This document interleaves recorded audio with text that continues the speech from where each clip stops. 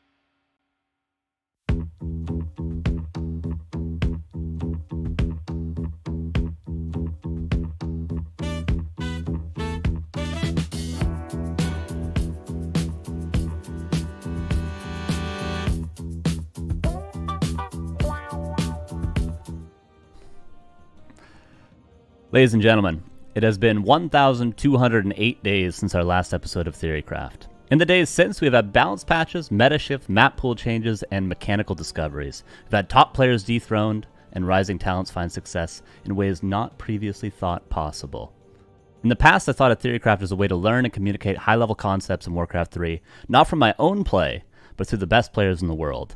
What I would attempt to do to the best of my ability was translate the thoughts and actions of the world's best players into something intangible to something more tactile, repeatable, and helpful.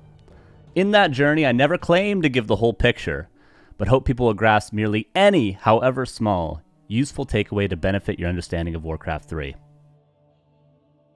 Today's episode is about Pally Rifles, specifically defeating Pally Rifles with Undead and Orc. In the recent months, and especially recent weeks, I've seen an increase of complaints and declarations of imbalance with regards to the strategy. What I have not seen, however, especially when it comes to top-level Orc players, is an increase in innovation.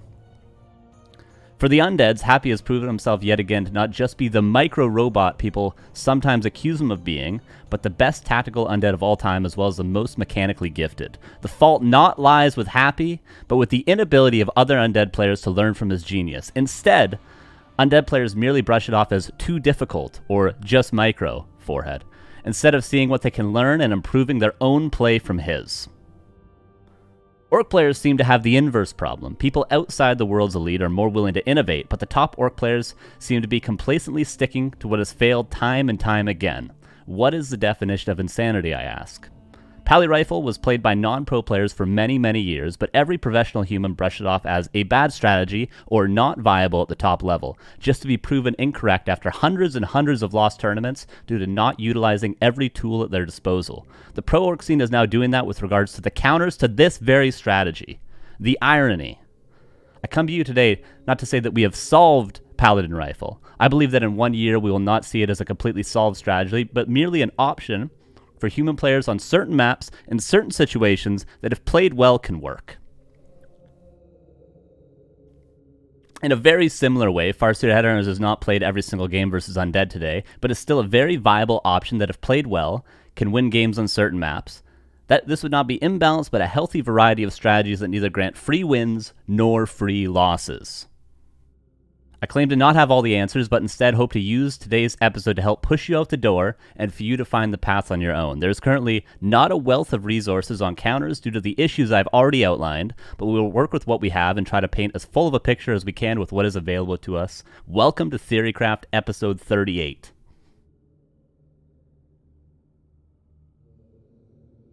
Let's talk about Paladin Rifle.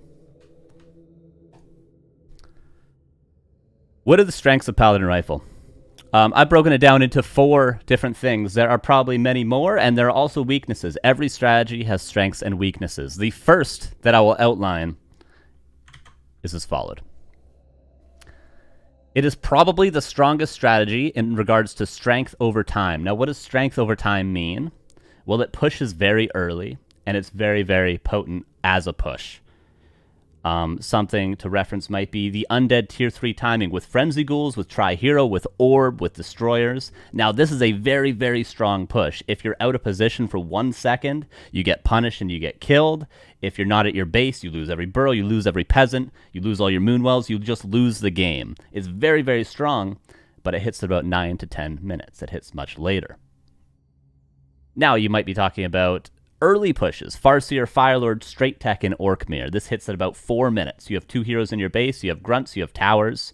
It hits very, very early, but it's not the strongest of pushes. Now, Pally Rifle is the balance of both of these things, right? It hits very early, 7 minutes to 8 minutes, and it's super, super strong. It's not as explosive as the Undead Tier 3 timing push, but it's still very, very strong. The strongest of these 2 delicate balances. In the game, there is no strategy that is stronger in regards to strength over time. There is none. That is the main strength of Pally Rifles. Number 2, which is why we're seeing it so much, is number 2. Because it's relatively simple to understand in micro, which is why we're seeing so many people pick it up and so many people play it recently, because it's pretty simple. You, at its core, it's 2 heroes and 1 unit. With a build order you learn, but then you only build 1 unit from there. I'm well aware that it's more complicated than that, but at the first basic entry level is very, very simple. But it's not just simple. It also maintains a very high potential for micro expression. What I mean by that is, yes, you can just micro. Very basically, you can Holy Light Riflemen when they get low.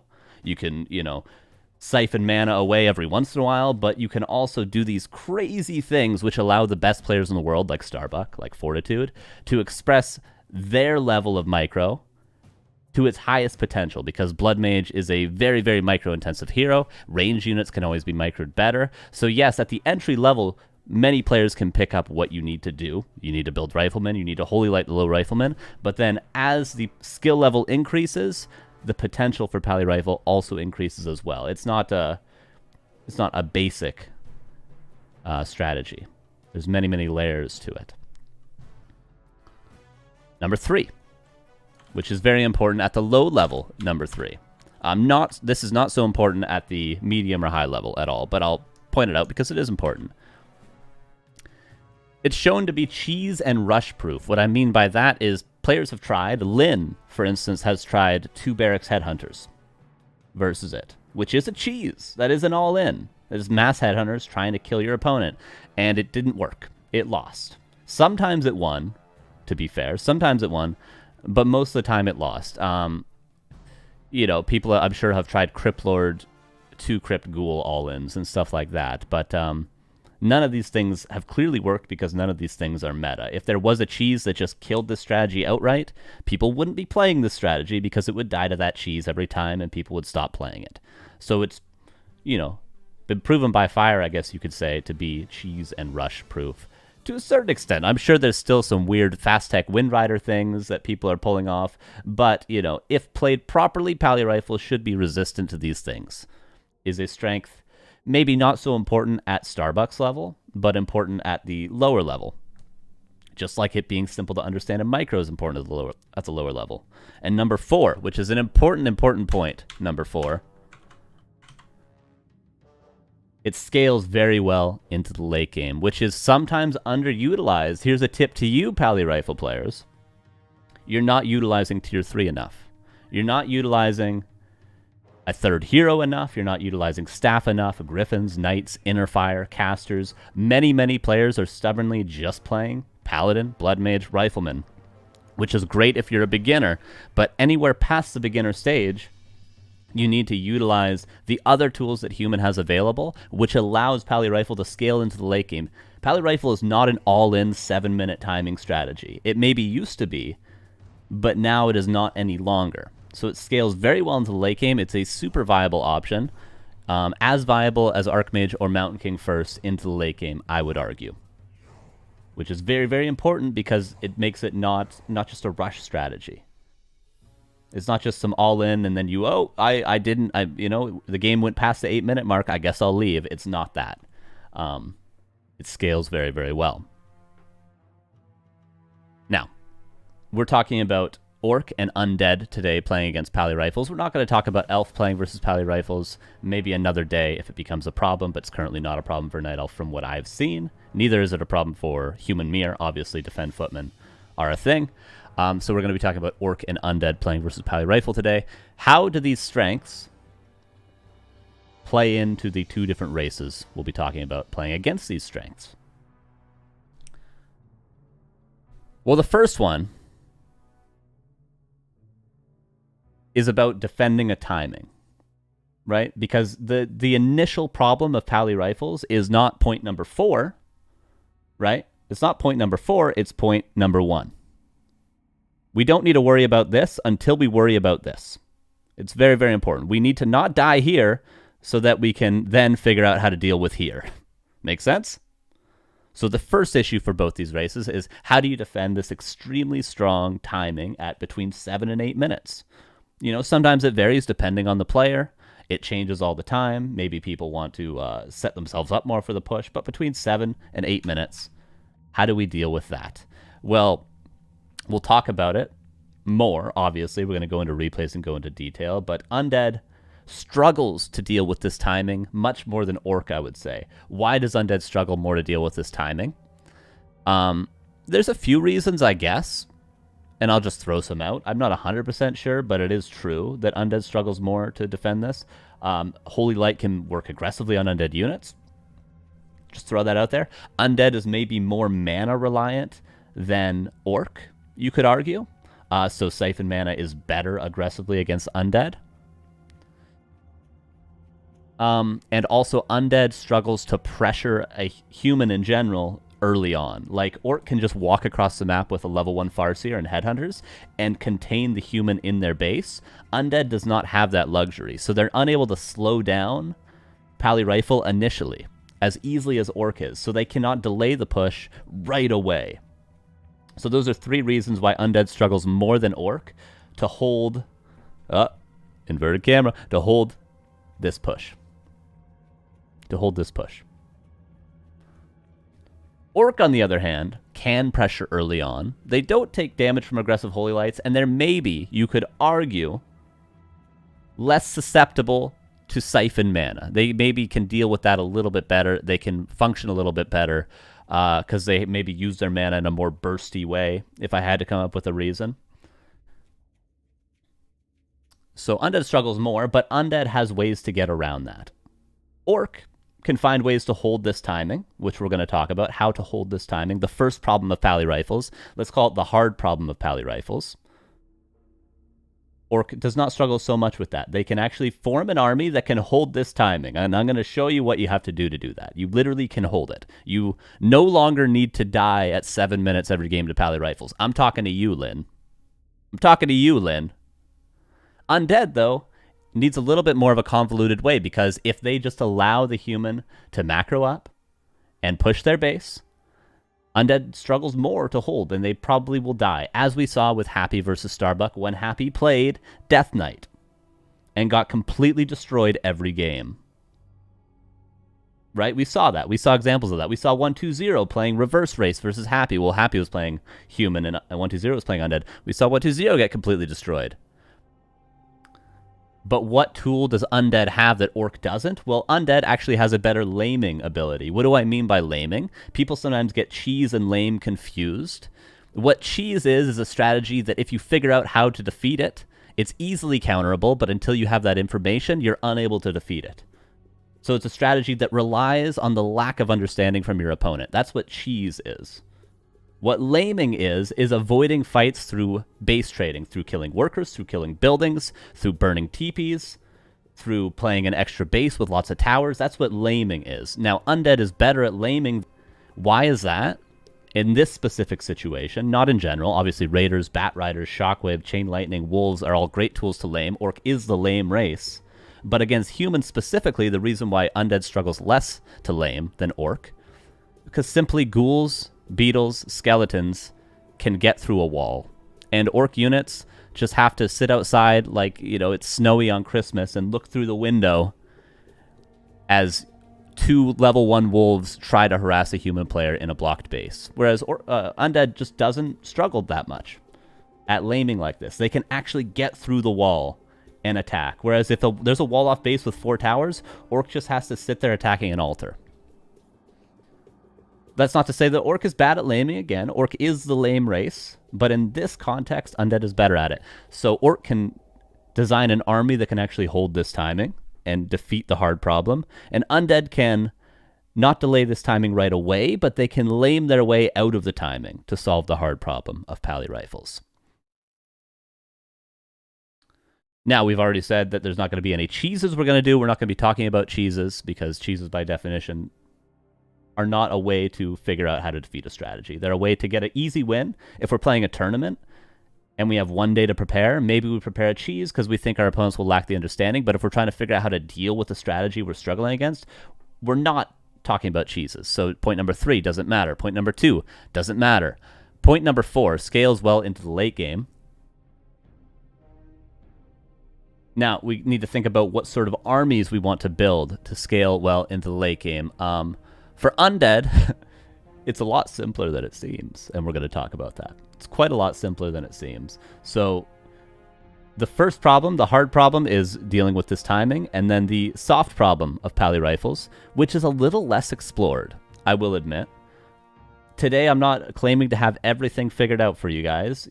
First, we need to get through this point. Stop losing here. That's mainly what today's going to be focused on. Stop dying in 7 minutes every game to Pally Rifles and then complaining. So we're going to solve this problem for you guys today, and then we're going to discuss this problem. But we're not going to claim to have all the answers about this problem. But for Undead, it's quite simple. Frenzy Ghouls are pretty good. And for Orc, it's quite simple. Berserkers are pretty good, because you have to think about what units... Let's talk about Orc for a second. What units are available to Orc? Well, let's say the human goes late game and they have Riflemen, and then they get Inner Fire from a Sanctum, and then they get some Griffins. Well, you'd think you want to go Bat Riders for the Griffins, but they have Inner Fire. You think you'd want to go Torns for the Riflemen, but they have Griffins. You think you want to go maybe Walkers for the Taurens, but they have Griffins. You maybe want to go Casters, but any sort of Caster is a Mana Battery for the Blood Mage. So really you're kind of left with what? Demolishers, Grunts, both heavy armor, countered by the Griffins. You're kind of left... Wind Riders, countered by the Riflemen. You're left with 2 units. You're left with mostly Berserkers and some Taurens, but not too many because they have Griffins. Starov, thank you for the 5 gift subs. I appreciate it. I will not be interacting too much with you guys today, but I appreciate you guys watching. I appreciate you guys chatting and the subs. So you're left with a very simple army to scale into the late game. Mostly Undead players are playing Ghouls, and mostly Orc players are playing Berserkers. And that's sort of, if you could have 100 supply of those units, you will probably go for 100 supply of those units, not necessarily with Ghouls, but with Berserkers. They end up being your standard army. So yeah, that's a question we need to ask ourselves. That's something we need to continuously think about and update. Maybe Witch Doctors are good against Pally Rifles late game. Who knows? We need to experiment and try things out, because really at the moment we're all experimenting. We've figured this out. We've gotten that far. Now I need everyone's help. Lynn, I'm talking to you to figure this part out. Because we generally know what we can and can't build, but still, what's the perfect 80 supply army for both players in both matchups in this situation? That's the second problem that maybe we're struggling a little bit more to solve these days. So that's the strengths of Pally Rifles. That's the strengths of Pally Rifles.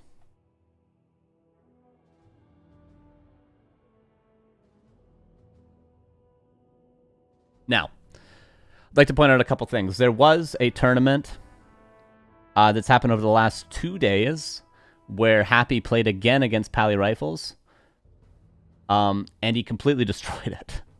The replays we're going to watch are not from that tournament, but I just want to point out that I have seen those games, and I have been watching Happy's streams as well when he plays against Pally Rifles. I've seen all these things. I've seen all these games. So you might be saying, oh, there's some things, and I saw he went DK Lich third. I've seen these games. I've seen these games. I'm well aware. The replays we'll be watching are not the most recent replays. Again, we're going to be watching Happy vs. Starbuck when it comes to Undead vs. Pally Rifles. But I've seen the new games. I've seen the most recent ones. And also what I'll say is I'll shout out the Pally Rifle University. There is a group of Pally Rifle players called the Pally Rifle University. Most of them Polish players. We have Lemus, we have Toxie, who's not Polish, and we have Saul Aitman. We've got a lot of people. And within this group of players, they are constantly spitballing and coming up with new ideas and adapting to things. So I'm going to say, here's some counters to Pally Rifles, and you know in 1-2 days they're going to have brainstormed ideas to counter those, and then it's going to keep scaling up and up and up and up and up. So I'm going to give you guys some ideas today, and no doubt in my mind are these things going to be solved or countered or dealt with in some elegant way within the week. The next time we see Starbuck versus Happy, we're going to see a completely different game from how Starbuck played with Pally Rifle, I'm sure, against Happy, than the replays we watched today. Right? And I think it'll involve cannon towers. But we don't have those games. Those games have not happened yet. So we're going to work with what we have. But just know, I'm going to hedge my bet a little bit. Just know these things are going to change. But obviously, we don't want to just have to wait for the next thing. We want to learn what's already happened, and then we can do smaller updates and smaller updates and smaller updates while we both increase our precision of the build orders. Right, so we get up to date to this point. Pally Rifle updates some stuff, we update some stuff, and so on and so on and so on and so on. It's going to be a continuous tug of war. And that's just how it works with strategies. So maybe I do this stream. In 5 hours, there's a Happy Starbucks show match. Completely different thing. Well, that happens. That's how the meta changes. But at least we know how we got here from today, right? At least we know how we got here. And I think that's all I have to say for the intro. Also would like to say a big shout out to Tiesiog, who helped me a lot, not with the Undead side of things, but with the Orc side of things. He gave me like 2,000 words and notes. He helped me a ton. I talked to him all day yesterday. I went through his replays. He really, really was a lot of help. Tiesiog is one of the best European Orc players currently. I think he's ranked number 3 on War 3 Champions ladder. With like a 90% win rate. He's an insanely good player, and he's very, very good against Pally Rifles. Probably one of the better players against Pally Rifles, in my opinion, in the world. So big shout out to him. He helped me a lot. He does coaching. I think it's TSEOG826 on Discord. If you need coaching, if you're an Orc player, highly recommend. Highly recommend, okay? Just letting you, big shout out there. He helped me a ton. Yes, other people and not me. None of the Pally Rifle people wanted to give me answers. I messaged a couple people. They said no. I was like, okay, I'm not even going to bother messaging Lemus. He won't want to answer either. He won't want to answer either. You guys can keep your secrets. Yeah, help for the opening speech. No, this he gave me some notes on Orc. Pretty much what I asked TSEOG is I was like, can you go through the matchup as though I have zero idea how to play the game? Like I'm an alien that's come down from Mars, and you need to explain how Orc defeats Pally Rifle. And then he gave me a really intricate write-up, which was great. Very helpful. And then I used that against what I already knew, and we, helped me understand things, which was fantastic. Okay. We're now going to start with Undead. We're going to move into Orc. If you guys are Orc players and you only care about Orc, come back in 2 replays. We're going to do 2 replays of Undead, and then we're going to do 2 replays of Orc. Okay? So we're going to start with Happy versus Starbuck. On Turtle Rock from their most recent series, both players are going to make some mistakes. Both players are going to make some good plays. These are the best replays we have available to us currently. These are the best ones. And I will say, there's going to be a lot more on the Orc side of things, too. A lot more specifics. If you're an Orc player, you're getting the straight juice today. I'm ready to roast what you're going to say. I had no doubts that's going to happen, Lemus.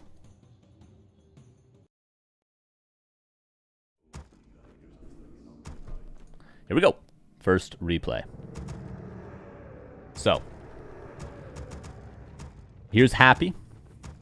He's playing versus Starbuck. Starbuck is the best Pally Rifle player of all time. There is nobody better. Lemus will say the same, being the popularizer of Pally Rifles. There is nobody playing Pally Rifles to a higher level than the person that Happy is versing right now.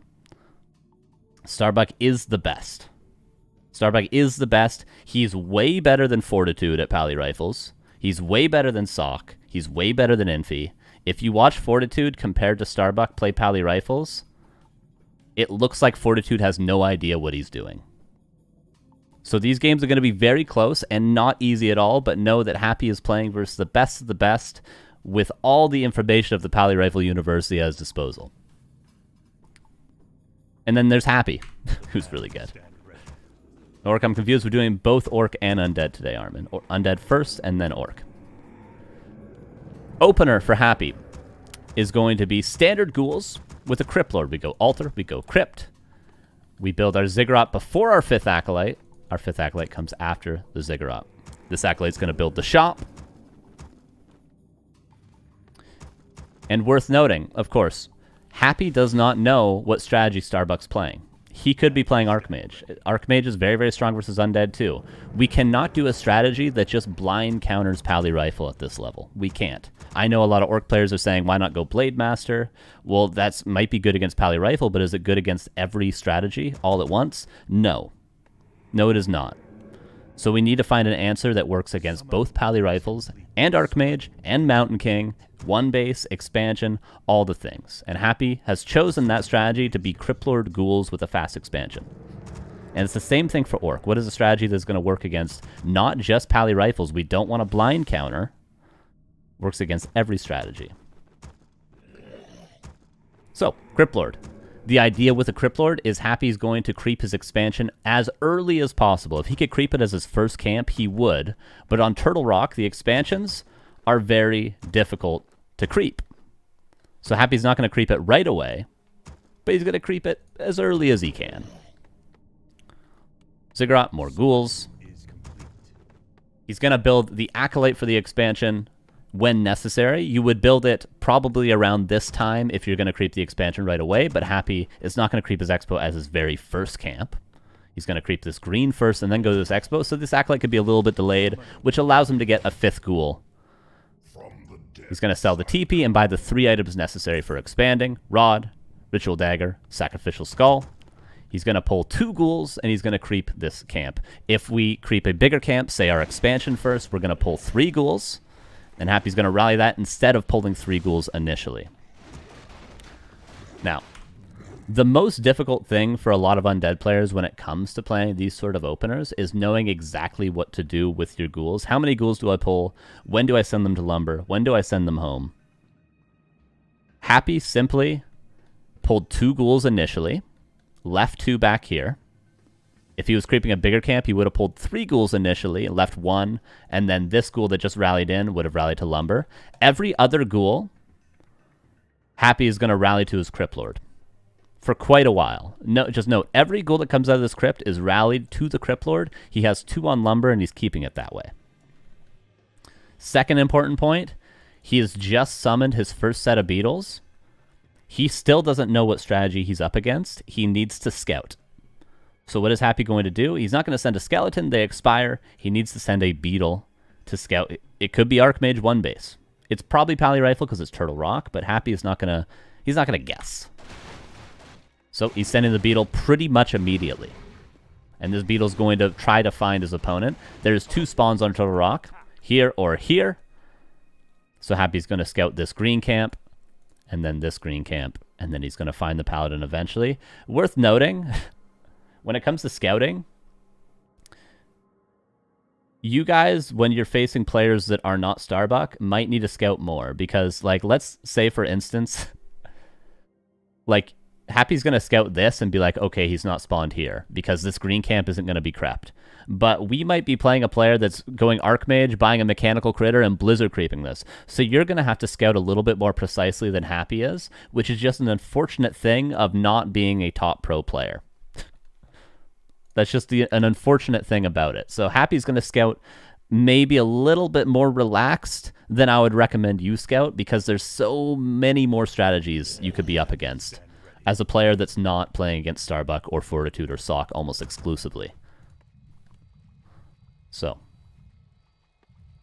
every single ghoul has been rallied to the Crypt Lord. He built his Acolyte, not immediately, but on time to meet up with the Crypt Lord when he moves over to the expansion. He's tanked everything on the Crypt Lord so far. Note, continuing to rally. He's going to stop ghoul production at 25 supply. He's going to build a Ziggurat, and he's going to build his gold mine. If he is not at 25 supply yet, when he creeps his expansion, he will still build the Ziggurat, and then he'll build the gold mine at 25 supply. That just is generally when the lumber works out properly.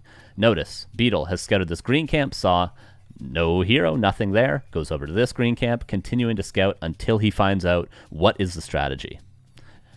He doesn't know what the strategy is, and he's still expanding. That's because Happy decided that ghouls, Crypt Lord, and a fast expansion is good against every strategy human can do, including Pally Rifles. So it's 25 supplies, so we want to get that Ziggurat and the gold mine as soon as we can. The Ziggurat will turn into a Nerubian as soon as it is done. And there's a slight inaccuracy from Happy here. Slightly. He's going to build an Acolyte instead of a Ghoul. This is a mistake from Happy. It's not a big mistake, but it is a mistake. This gold mine takes 110 seconds to build.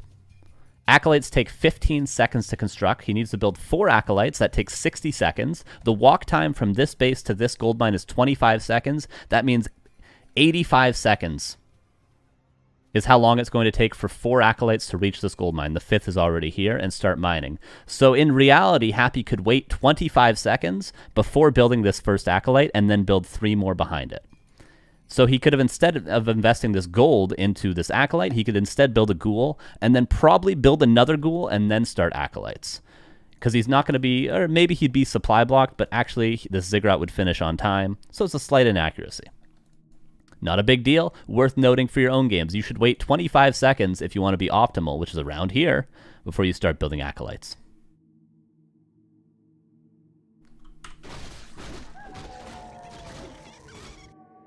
Not a big deal, though. Not a big deal. Beetle finds the army, and he's going to track the army. Now, you might be thinking, oh, shouldn't Starbuck go over and cancel this gold mine? He's really strong right now. We're going to cover all that. Don't worry. It's not going to happen this game, but we're going to cover that. Happy finishes expansion. His next goal, Happy, is 2 things. To creep level 3 and to keep his expansion safe. So he's creeping level 3, and this would be the same on every map. He's creeping in such a way that if Starbuck comes to cancel the gold mine, he'll be right in line of it, which isn't going to entirely stop Starbuck from being able to cancel it.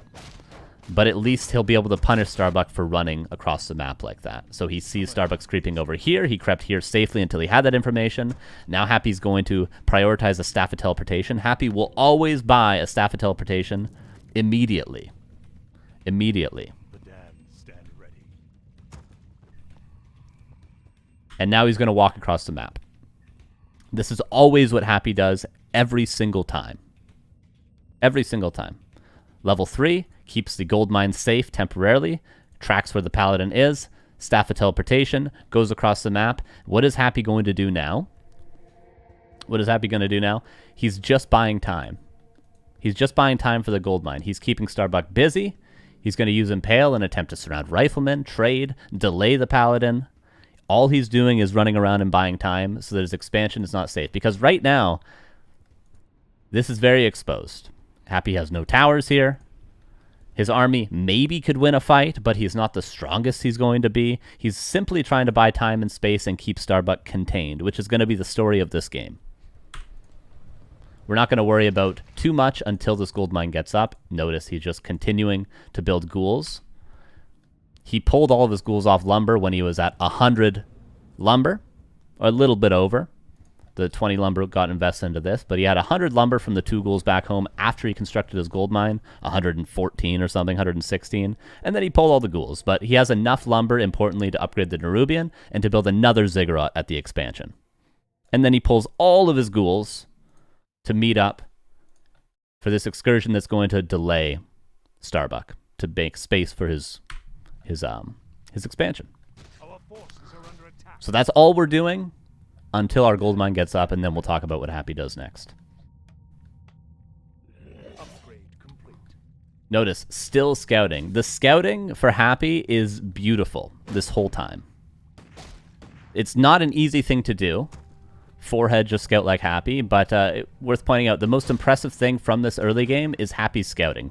What else could be impressive? His creeping? No, it's his scouting. All Happy's done very well so far in this game is scout. And he will continue to do so in this entire game. Running around, buying time, buying space. Not directly engaging, just making space for this. Okay, gold mine gets up. What does Happy build? Graveyard, Necropolis, 2 Ziggurats, second Crypt, and in some cases, even another Ziggurat. These things are all happening before Happy techs. Before Happy techs. I've seen a lot of Undead players do the classic expansion thing of 1 Nerubian, and then they're like, oh, I got enough lumber to tech, go to tier 2, and then build everything afterwards. This is how you die to Pally Rifles. Happy is wasting every resource on tier 1. He's wasting every single resource on tier 1. He's not worried about it at all. He is making sure he's 100% safe before teching. This is what's separating Happy from all the undeads that are getting owned on ladder over and over again. And they're like, I'm playing Cryptlord Ghouls Expo. Why am I dying? Happy's playing super duper safe. And I watched Happy's games last night. Nothing has changed. Nothing has changed. Graveyard for Spirit Towers, Necropolis, and Happy, as resources allow, is going to build 2 more Ziggurats here. There's 1. He's going to build another one. He'll even go up to 4 towers eventually. And he'll go up to 4 towers in his main base eventually as well. That's his goal. And he's also going to be building a second crypt. And then once he has all these things, once he's upgraded towers in both bases, then he's going to tech to tier 2. It's going to take him a long time to get there. But this is how you do not die. Note, we talked about 7 to 8 minute timing. If we teched right now and then built all this stuff, it would be too late. We would be dead. So buying time, buying space, so that he can protect his bases. Just running around the map until then. If we find the Cryptlord at a position, we're going to engage. We're going to use Impale. We're going to try to get surrounds.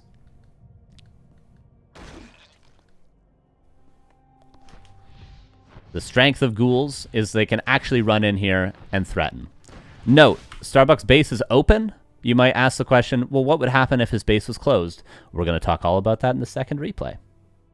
You might say this is a mistake from Starbuck. As I mentioned at the start of the replay, both players are going to make mistakes in these games. We don't have a perfect game where both players play 100% perfectly. We just don't have those replays available to us at this level of play. I'm sorry to say. I'm sorry. It's the world we live in. But, you know, you could say, oh, his base should be closed right now. Maybe it should be. It is closed in the next replay. This isn't designed to kill him or to do tremendous damage. It's simply built to make space for the expansion. Happy's got a Staff of Teleportation, so this is safe. He realizes he can't do much damage, runs the ghouls out, staff's back. Space has been created. Notice these Ziggurats are going to be finishing. 2 Ziggurats and another Necropolis, which isn't a always thing from Happy, but in this case it ends up being quite useful. It gives you 10 supply. You can rebuild Acolytes quickly. There's no huge downside to it. It costs a little bit more gold than a Ziggurat and no lumber, right? It's fine. It's fine. It just further solidifies his expansion. Notice the scouting from Happy. He backs away, but he's going to continue scouting with this ghoul. He's healing up a little bit, so he creeps. He's getting some more mana, but this ghoul continues to track.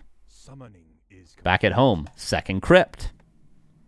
And the second Happy feels threatened at all, the second Starbuck moves from here to out onto the map, Happy starts upgrading towers.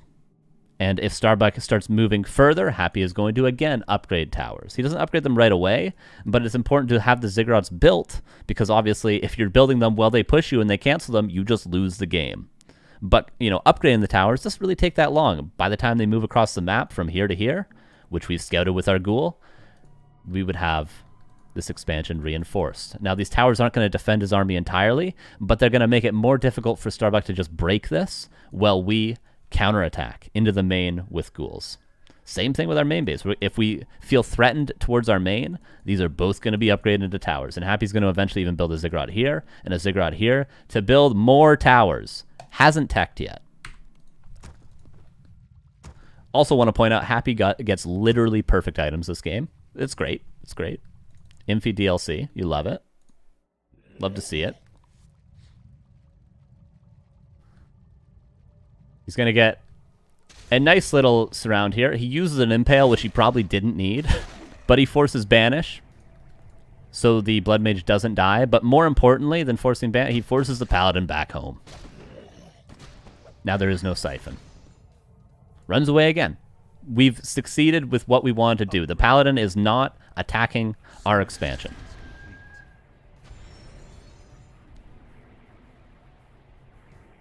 This is what laming is. It's not fighting, towering up, attacking the economy, and just making space, but never directly engaging. Happy only engages when he absolutely needs to, and we'll talk about that. We'll talk about that. Notice what happens when he does engage. He gets absolutely destroyed. Those 4 ghouls dead in seconds. Feels a threat, towers going up. Feels a threat, towers in the main base, pulls all the ghouls and techs. Why does he pull all the ghouls? Because he's feeling threatened. These ghouls are no use to him at home to defend. He needs the ghouls to counterattack and to pressure Starbuck back home. So he's upgrading towers. He just started his tech because he has all the necessary things. Graveyard, 2 crypts, necropolis, 3 ziggurats here, 2 towers here. Once you have all the necessary means to have a sturdy 2-base economy, then you can tech at 8 minutes. 8 minutes he's teching. If it was any earlier, he would die. Pulls all the ghouls. Realizes Starbuck might commit, so Happy's going to get a town portal so that he too can commit. And Starbuck's here. Sees 3 towers and a 4th going up. He says, okay, I'm going to try the main base. Which ends up being a nice play from Starbuck, because the main base is less secured. Happy realizes he's going to build more towers. Does Happy need a ziggurat to go from 80 to 90 supply? No, this is literally to have more towers. Same with this. He doesn't need 100 supply capacity. He doesn't even need 60 supply capacity. But he's building these for towers. Okay, maybe he needed 60. Goes up to 51. Beetles are too big to get in, but the ghouls can. And how does the Crypt Lord get in? Well, we'll see in a second, won't we? Starbuck counterattacking, and yes, this is scary. If we tried to fight this, we probably lose the game. There's a greater mana, there's a heal scroll, there's +1 attack for the rifleman. If we TP in and try to fight this, maybe with mana pots, if we were tier 2, we could hold, but chances are we kind of get owned. But the question now becomes, is Starbuck dealing more damage than we are?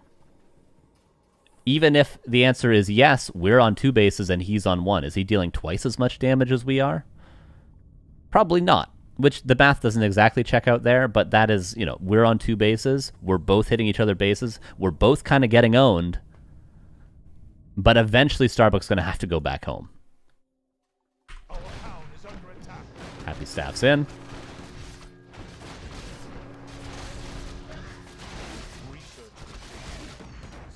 And yes, we're taking damage. We're losing stuff. It's scary. But eventually Starbuck's going to have to go back home.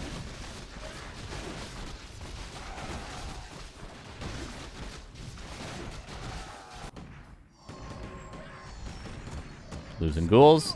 This is coming up. We can get another tower now.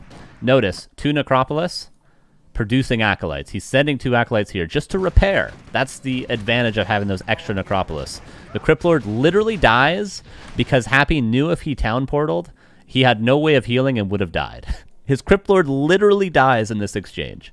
Now, there's a world in which he could have sent the ghouls onto the trees, TP'd the Crypt Lord, and then maybe tried to find a way to heal up. But Happy said it's better just to lose the Crypt Lord and Tavern Revive it than TPing into this or TPing into no shop, nothing to heal up over here. So Happy literally just loses his Crypt Lord to towers just because he knows I just need to force him back.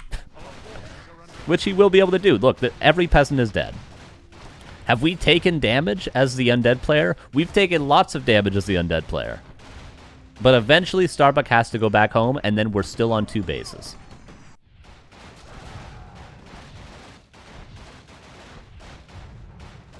There's the TP. Was that exchange good for us? Maybe not. But we're alive, and we have 2 bases running. And now you might ask, Carson, this doesn't seem sustainable. What's the win condition? Well, let me tell you. The win condition is very simply... you have to survive all of this chaos. You have to survive all this chaos. And you need 3 crypt frenzy ghouls. You're in the trenches. You have a picture in your wallet that you pull out with shaky hands, dirtied by the mud of combat. And what is on that picture? What is on that photograph as you look at it? It's 3 crypt frenzy ghouls. You need to get home to 3 crypt frenzy ghouls. That is it. That is how you need to survive all the chaos. You need to lose your Crypt Lord 6 times, build 8 towers, lose 100 ghouls, but if you survive with 2 running bases, 3 crypts, and frenzy ghoul upgrade, you have succeeded in your win condition. No ghouls, no units other than ghouls. If you watch the most recent games of Happy, he actually started adding a slaughterhouse and getting statues and adding a DK and a lich with orb. He won't be in these games, but Happy, as mentioned, is starting to change some things up, as will the Pally Rifle players. There's going to be back and forth. It's mostly just ghouls with frenzy, but Happy's adding some extra things in. But what you're trying to survive to, you have 2 running bases, they have 1, you have 3 crypt frenzy ghouls.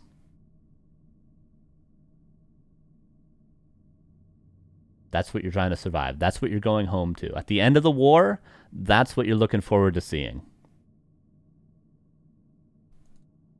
Back to the game. Everything else we do is to get us there. Yeah, Happy's also gotten some upgrades. Upgrades are very efficient. We have the economy to do so. We don't need to struggle with lumber, so we're going to squeeze out upgrades. Eventually in this game, Happy's going to end up at 2-2 upgrades. It's better to have attack upgrades because we're doing more aggressive moves. We're not really fighting an army. We're fighting buildings for the most part.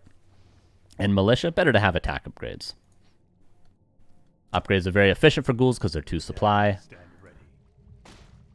But okay, now Happy is in a little bit of a tricky position, but Starbuck, if we just look, he's mining with 5. He's got no gold. He's got 1 on lumber. It's a complete disaster over here. So yes, we've taken some damage, but as has Starbuck. Happy's going to tavern back the Crypt Lord, and what is he going to do?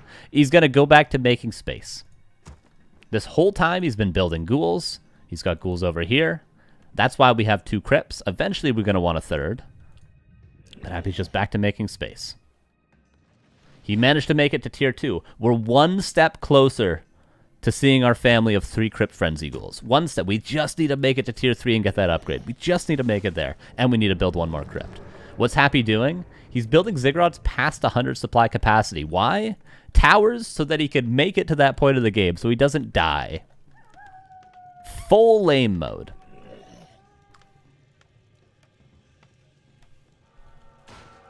And we go into the base again.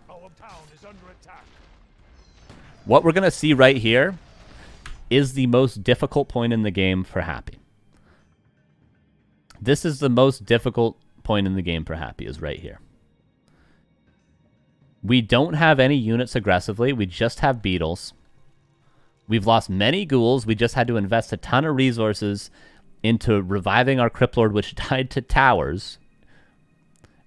And Starbuck has managed to make it to our base with a safe home for the most part against these beetles. And we have to make a decision. Do we send these ghouls all the way across the map and try to counterattack again into these 2 towers? Or do we try to somehow make a stand? This is a very difficult point for Happy. A point in the game in which many players might lose. But I offer you not free wins with this strategy. I offer you just a winnable situation. You still need to play well, as does the Pally Rifle player. And Starbuck has played well enough to find himself a position where Happy could make a big enough mistake. And Starbuck could win here. But I do not offer you free wins. I never have offered you free wins. You have to work for it. And Happy's going to work for it from this point on.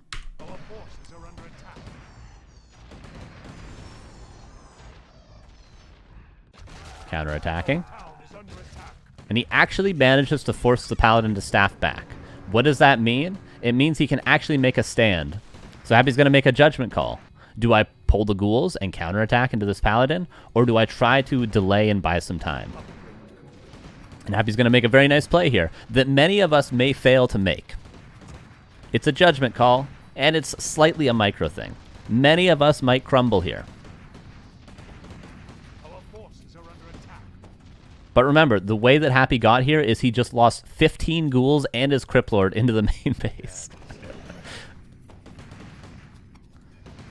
Okay. We staff back. We buy a mana pot. Ghouls come in from the back. Very nice impale.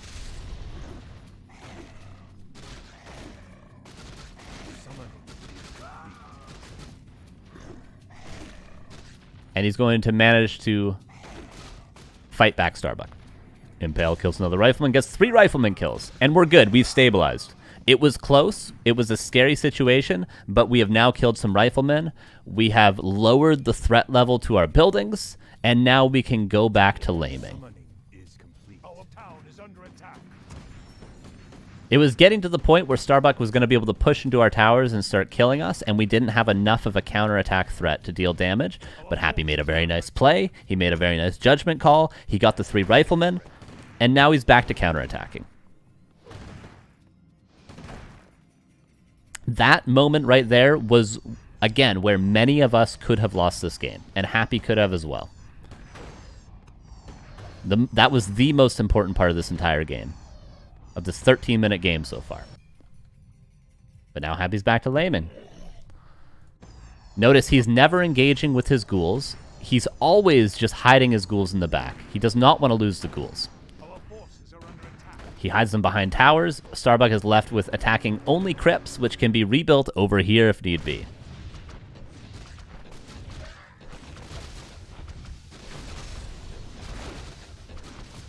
And here we go again. We've been here before, haven't we? Why are we doing this? When can we fight? Remember, we're trying to get home to 3 Crypt Frenzy Ghouls. We're going tier 3. We're almost there. We lose a crypt, we rebuild a crypt.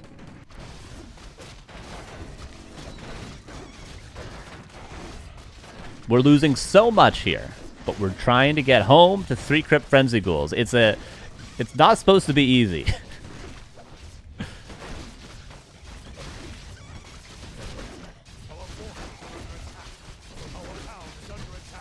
Crypt Lord has to TP back, but there's no Paladin there to nuke him. Again, judgment call. Do we have enough to defend?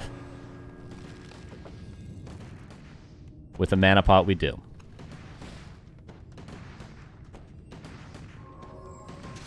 And we're going to barely hold on yet again.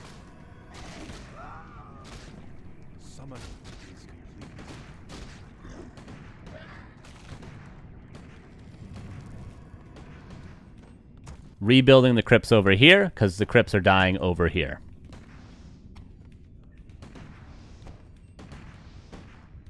Tier 3 about to be done. Happy again goes across the map. Again, this play, just buying time. He killed 1 rifleman, lost more than that. He's just buying time because we're almost there, everybody. We're almost there. We're almost tier 3. And there we are. Frenzy immediately.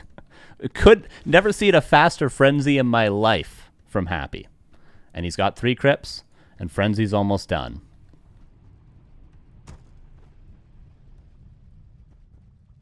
We've almost made it. Starbuck kills the crypts, realizes he doesn't really have enough units to push into the towers, so he goes back to creeping. And we've probably won the game now. It was messy. But let me ask you guys a question. Let me ask you an honest question. Did Happy die to a 7.5-minute rifle push? Did Happy die in 7 minutes to the rifle push like he did the last series they played, 4-0, with barely killing any unit? Did he lose like that? He didn't lose like that, did he? Again, I offer you no solutions here. This is still being worked out. I offer you only a way to make it out of the hard problem of Pally rifles. And Happy has certainly managed to do that. And now his solution for this one, 3 Crypt Frenzy Ghouls.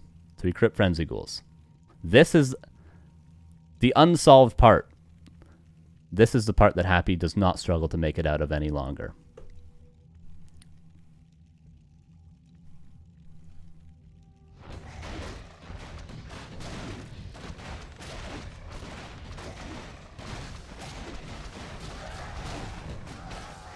And some of the last laming we're going to do, because Frenzy's underway. We have 3 crypt production.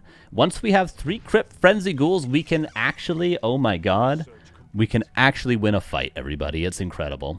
This is where Happy these days, and I say these days, this tournament was like 2 weeks ago. Happy played last night. Happy added like a Death Knight and a Lich here with Orb. He would add a Slaughterhouse for a couple of statues. In these games, he's not going to do that. But Happy was doing that recently.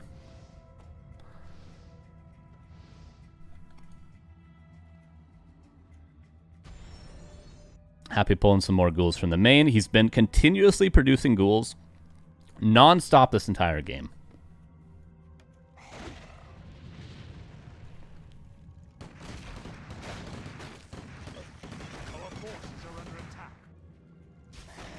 Let me go in.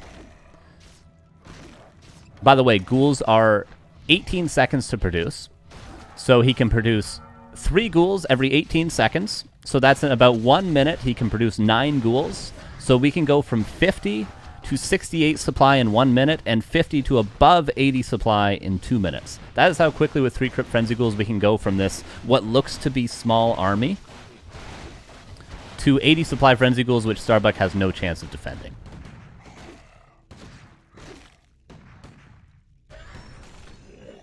We TP back. This is all gravy from here on. The game is won for Happy. The game is won. The game is over. Look at how many ghouls he has. He could easily build another 18 ghouls.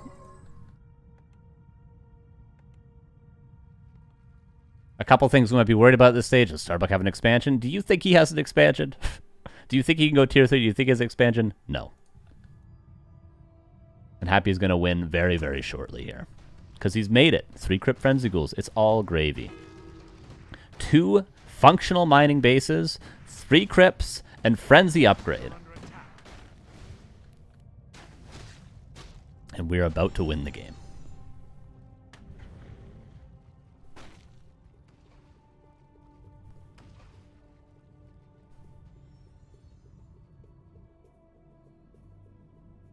No, he never even needed to upgrade this. He would have. Sometimes, depending on the map, they'll attack our Expo, sometimes they'll attack our main. Both bases have 4 towers available to them. Happy, honestly, doesn't need to do any of this at this point. He could probably directly engage. Make the judgment call yourself.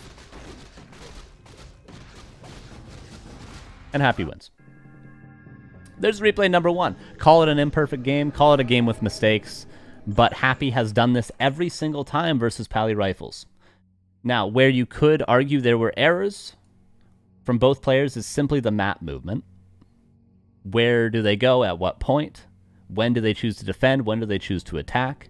What you cannot argue from Happy's perspective is what the build order achieves and what the idea of the overall strategy is. Right? I offer you no free wins. You need to make the decisions of whether or not to defend, attack, where to move on the map yourself. But the general principle of this build order, what Happy builds in both bases, how he scouts, how he pulls his ghouls, that is what I offer you. Map number 2 is very, very quick. Again, there's going to be mistakes from both players. That's why this game is going to be very, very quickly. Very, very quick? Yeah, sure. That's why this game is going to be very, very quickly. Here's map number 2. And then we're going to move on to Orc.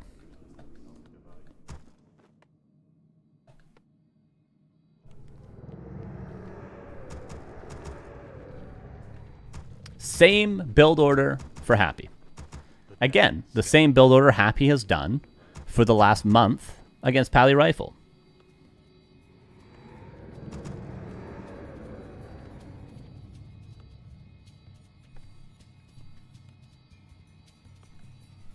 Say it with me. Altar, Crypt, 1 Acolyte at the start of the game, then Ziggurat, then your 5th Acolyte. Happy is going to creep 1 creep camp with 2 ghouls initially. just to get some beetles and stuff, and then he's going to creep his expansion. Maybe there's some maps, I'm thinking of Tide Hunters, perhaps, Autumn Leaves, perhaps, where you can creep your expansion right away. In fact, in this very series, they played Autumn Leaves, and Happy crept his Expo as the first camp, the Cobalt Expo.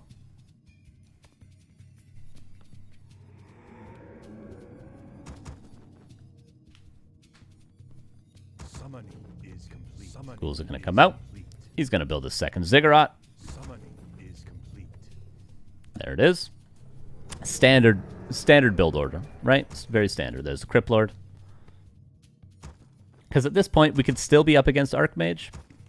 This is our build. The thing that would change once we're up against Archmage is probably the amount of defensive structures we build before teching. Against Archmage and Mountain King, we would probably tech a lot quicker with many less towers, but we're not getting into Archmage today, okay? That's too much. That is too much. Summoning is complete.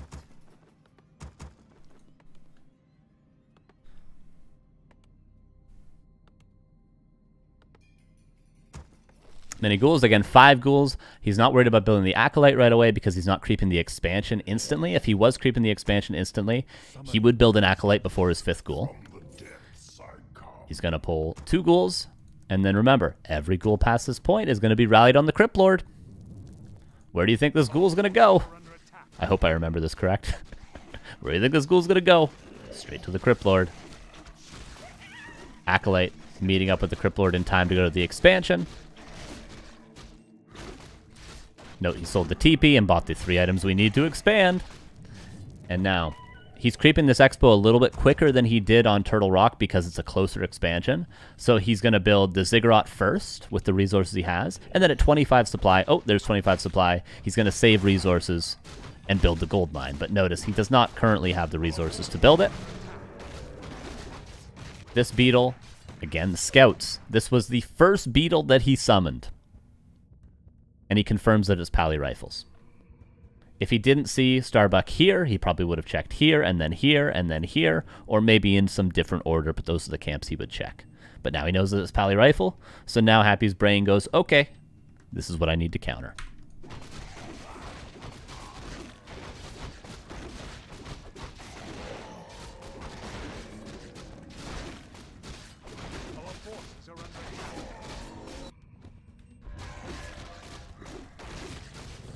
There's the gold mine.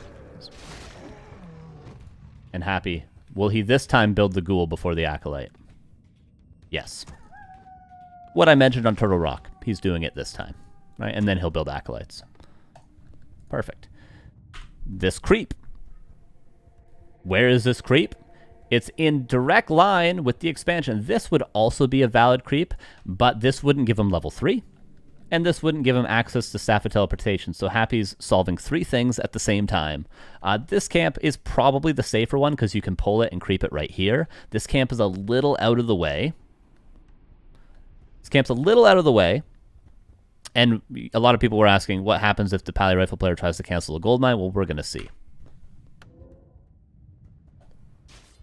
Starbuck comes in. This first rifleman is a Happy rifleman. We don't take these, okay? We don't count these.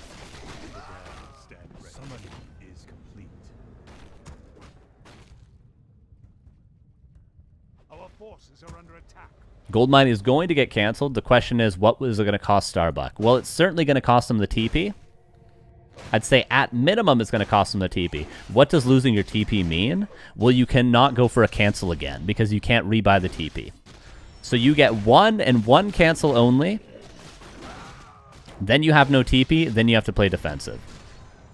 Starbuck loses 2 riflemen and the TP. Absolutely worth it for Happy. I'll point out, though, this rifleman, many players are not going to get this kill. They might not even get this kill. What they will get for sure is the TP forced. Now this is going to change the order of things. Because Happy needs to mine more lumber to rebuild the gold mine. And Happy's just going to go back to his plan, right? He doesn't change anything. He still wants to get Staff of Teleportation. He still wants to creep level 3 Crypt Lord. And he's creeping level 3 Crypt Lord in a safe line for his expansion, but he knows Starbuck isn't going to go... Starbuck is not going to go for the gold mine cancel again. He's got no TP. He's absolutely not going to. Happy sending a Beetle again to confirm this. I would expect him to be creeping this, and Happy does too, and that's exactly what he's creeping. It's pretty telegraphed creep route. This is just what Starbuck would creep next. Happy gets level 3. He's going to get the Staff of Teleportation. Rebuilds the gold mine when the lumber allows. He's got more ghouls on lumber than he did on Turtle Rock because there's been a lot more adversity this game, obviously. He got the gold mine canceled. He had to spend a lot of mana. The damned stand ready. Our forces are under attack. And now we're just same plan. Nothing changes. Same plan. Go forward, make space for this. Builds the necropolis because he had surplus gold because he was waiting more so on lumber than gold to rebuild the gold mine. It all makes sense, right? This is 1 + 1 = 2. Can we win this fight? No. Can we keep him in his base? Yeah. We're just waiting for the gold mine to get up. Same game as last. Same exact plan from Happy. Nothing has changed from Happy. He's done everything the same. He's got ghouls. Gonna meet up with the Crypt Lord now because he's got enough lumber to build everything he needed. What does he need? Well, he needs these 2 Ziggurats, which he's building early. Why is he building these before the gold mine when he built them after the gold mine before? Simply because the gold mine is later. And as mentioned in the first game, he does not want to get these canceled by a timing from Pally Rifle if we look at the clock. He wants these to be ready to go. Even if the graveyard isn't started yet, at least these towers are not going to be canceled. And then we can get the graveyard after and we can upgrade them. You could argue Cappy should have got the graveyard before these. This might be a mistake to not prioritize the graveyard more, but the general idea is still the same, right? Make a call. This could be a mistake from Happy. Make the call.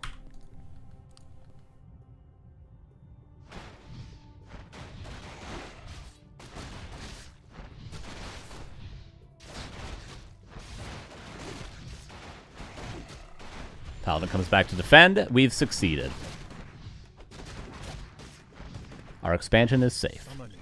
What's back at home? Oh, graveyard. We got our necropolis. We got our graveyard. We got our 3 Ziggurats. What are we missing, everybody? A second crypt.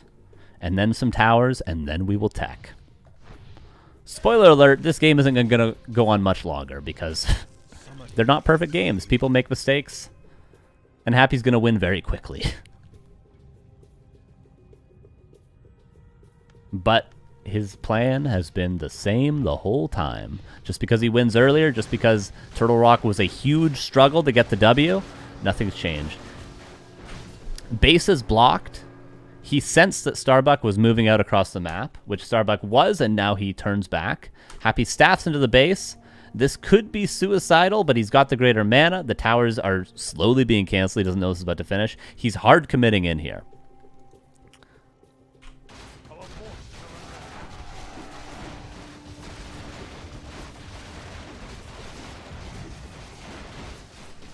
This is how Happy punishes the blocked base.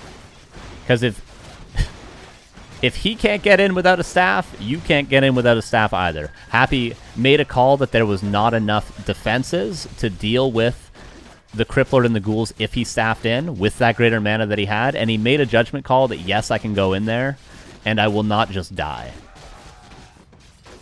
You might make the decision to do this, and you might just die because you read the situation incorrectly. Again, these are the difficult parts of playing this style. The easy part is knowing the build order, what to build, how to be safe against the pressure, generally what you want to get to in terms of units, and generally how you want to get there. These sort of plays are the difference between you and Happy. That he can make this call and be correct about it and literally win the game through making this call, right? Just like when he was defending his base on Turtle Rock and he made the call, I can staff back, use a mana pot, impale, and defend against the Blood Mage and those 6 riflemen.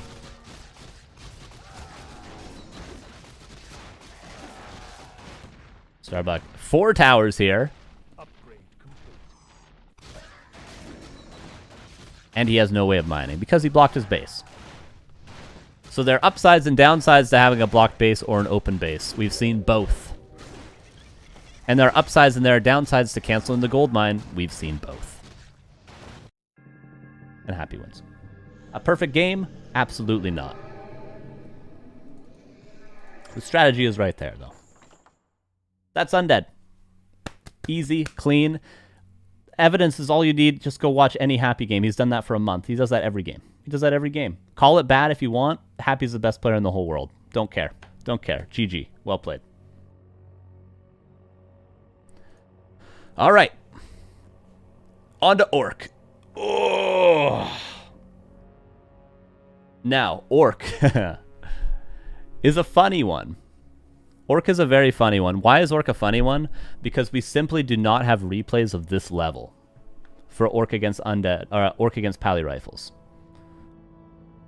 For Undead against Pally Rifles, we have the two best players in the world when it comes to this strategy. We have Happy versus Starbuck, right? That you couldn't ask for higher quality players to look at their games and go, oh, okay, I will divine information from them, right?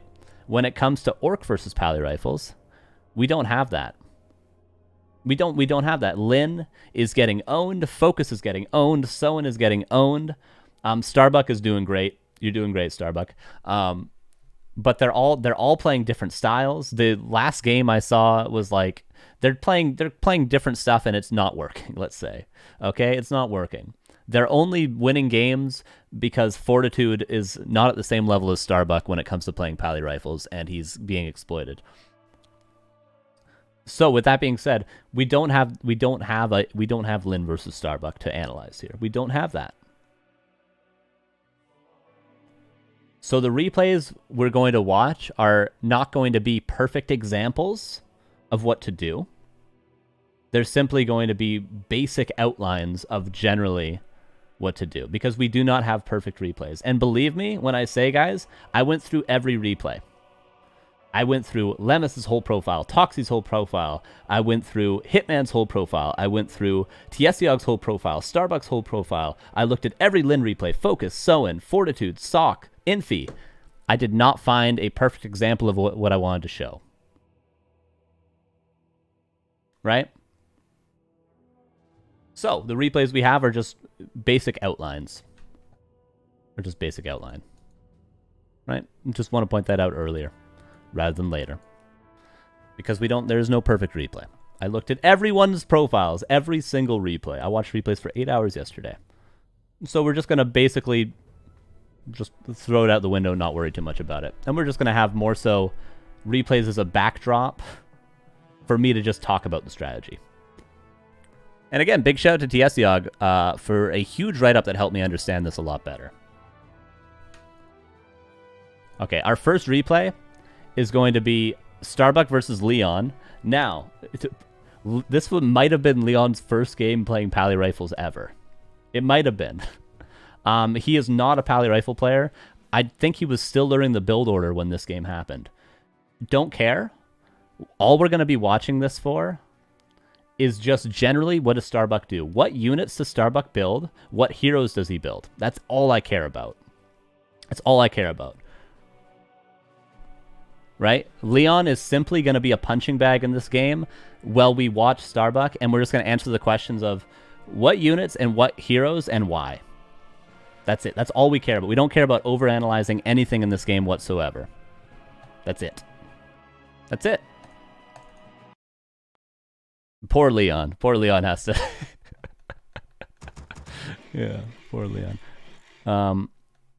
Yeah, we're very peripheral look at what Starbuck is doing. I don't care about the precision of anything at all. Ready to work. Here's Starbuck. A fantastic player with both Orc and Human. Okay, again, we don't know what strategy we're up against, especially seeing as though we're playing Leon. We would expect an Archmage. So what is a build order for Starbuck that can work against every single human strategy? What is an opener until we're able to scout that works against every strategy for human? Well, it's Farseer Headhunters. Many players play Blade Master against Pally Rifles, but again, can we reliably do that against Pally Rifles and Archmage and Mountain King and Fast Expansion and 2 Farm Tech? No, Blade Master's not going to work against all those strategies. So if you guys want a blind counter on ladder and tournaments, you can go for it. But what we're searching for is a consistent solution that works against the widest range of strategies, which is Farseer Headhunters.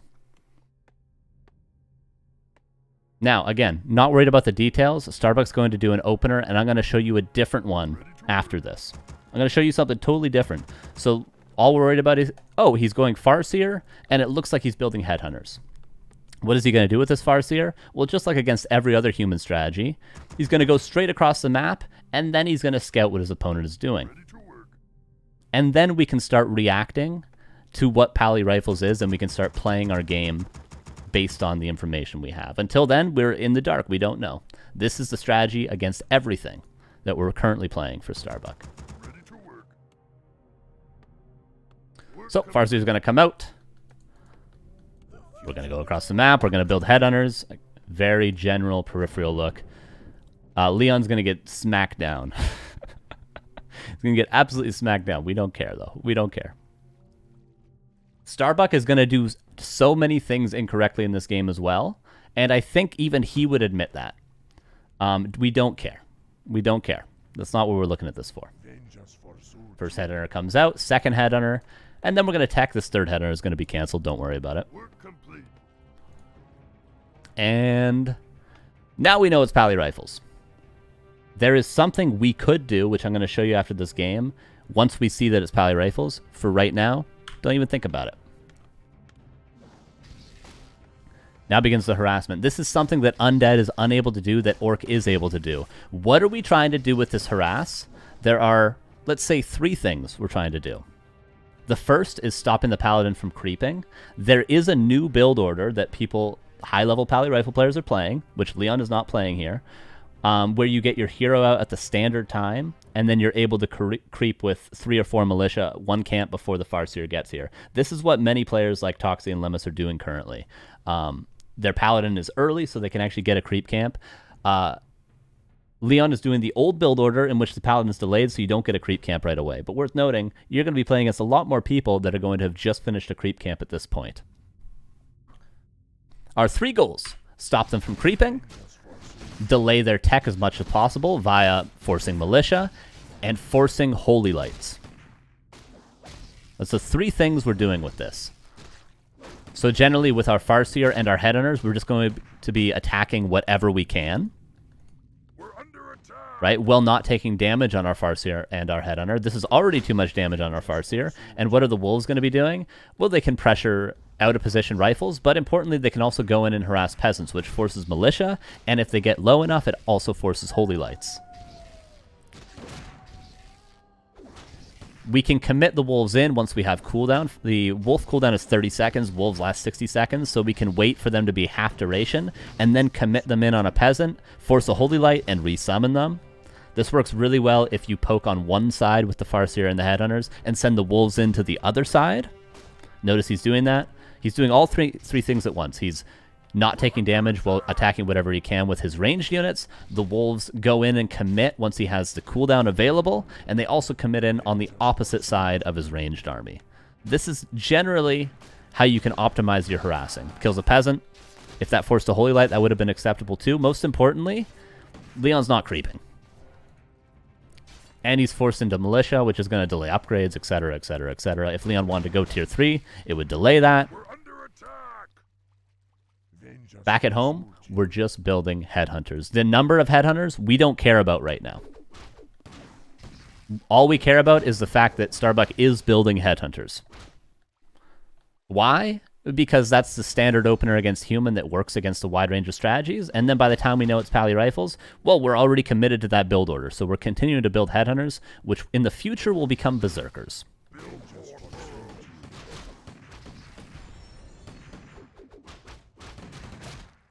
A lot of people ask the question of how long should I harass Paladin Rifles for? It seems like they get really strong around 4 riflemen. You're simply going to harass them until you reach tier 2. You're going to harass them the entire time. And I'll be honest with you guys, it should be pretty easy to stop them from creeping. It should be pretty easy. Oh, so the colors are reversed? Oh yeah, sorry, I didn't do the colors for the replays. in the thing. It should be pretty easy to stop them entirely from creeping. I don't see how you should have any issue from stopping them at an even skill level. If I'm playing Fortitude, he's going to creep level 7 Paladin right in front of me without taking a single point of damage. Fine. Even skill level, there should be no issue with this amount of headhunters stopping them from creeping. Also want to point out Starbuck got +1 on the way, which is a very standard thing to do. We're going to go into more detail on what this is in the future. If Orc lose Headhunter versus Pally Rifles in early game, he don't deserve to win a game. Exactly, Lemus. Exactly. So Starbuck should not be struggling. It doesn't look like he's struggling at all, but he shouldn't be. Okay, tier 2 is reached. Ignore this shop. We'll talk more about this shop in the future. Now, what is Starbuck going to do? What many players would do here, what we see Lynn do, is build a Tauren Chieftain. What is the advantage of a Tauren Chieftain? I'm going to get rid of these for right now, so they're not distracting. We're not going to put any notes on there, but I'm going to get rid of them. What's the advantage of a Tauren Chieftain? Well, Tauren Chieftain has Aura, which is really good. And he also has Shockwave, which is AoE. Now, against Pally Rifles, they have units that have really high armor, and they have really good single-point heal. What is just like basically the counter to that? It's AoE. We already have Chain Lightning. Shockwave would be really great against that, right? So AoE damage would be fantastic. What is the disadvantage of a TC? It takes 55 seconds to come out of the altar, right? So tier 2 just finished. In game, we're at 5 minutes and 20 seconds. The Tauren Chieftain will not be out until, what, 6:15 at this rate if we start it right now.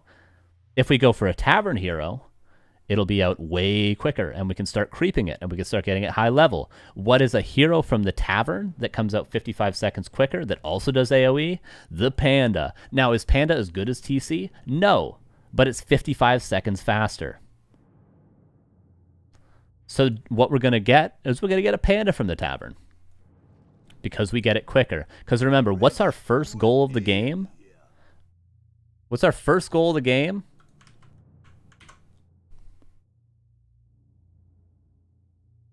This. We don't care about this yet. We don't care about the late game, what they're scaling into. All we care about is not dying at 7 minutes, Orc players. That's all we care about. And what is a Panda allowing us to do? Generally, Starbuck's not going to do that this game. Again, I don't care about what he's doing this game. I only care about what units and heroes he goes for. What a Panda allows us to do is creep immediately at tier 2. Instead of building a TC, which takes 55 seconds, and then before the TC can ever reach level 3, the Paladin's already in your base killing you. Panda comes out, well, 520 in this case, and then we can creep it, and we can easily, I say easily, get it to level 3 before the Paladin and Blood Mage and Rifleman are pushing and trying to kill us, which is honestly what many, many Orc players are losing to. They're just dying to a push. Panda gives us the same benefits that a Tauren Chieftain does, but gives us those benefits quicker, and we can get him to higher level much easier because he's just faster. That's it. That's the only reason we go Panda and not TC. He's just faster. Now, Starbuck, in a perfect world, should start creeping right away. He's going to chase Leon around the map for about a minute and a half. Again, I don't care. I don't care. It's fine. Back at home, we're going to go tier 3 as soon as we can afford it. We could afford it if we didn't build this shop. Right? Noted. But we are going to be going tier 3 immediately. This whole time, the Panda, in a perfect world, should be creeping. He's chasing Leon around the map. Don't care. Don't care. And we're going to go tier 3. What are we going tier 3 for? Well, we have all these Berserkers, or we have all these Headhunters. Wouldn't they be great if they were Berserkers? Because that is probably the best unit we can build against Riflemen. That, and what else can we build? Oh, Taurens. Because that is the best counter Orc has available to them against Riflemen. So we got our Panda, because it's a quicker version of the TC. We're going tier 3 so we can turn all of our Headhunters into Berserkers. We're also going to tier 3 so we can get Taurens. Starbuck in this game is going to build 2 Tauren Totems. Again, we're going to talk more about that, but just all I want you to think about is, he's building Taurens. That's what he's going for. He's trying to get Taurens. And now he's creeping. He could have been creeping easily a minute ago. And his panda would have already probably been level 3. While the panda creeps, the Farseer tracks. Leon has still yet to creep anything. We're under attack. Again, 2 Tauren totems. We're going to talk about this, what this is good and what this is bad for in the future. Another thing Starbuck should be doing is prioritizing reinforced defenses, which he's not doing yet because he's got lumber issues, which we're going to talk about as well. General ideas here. What units is he building?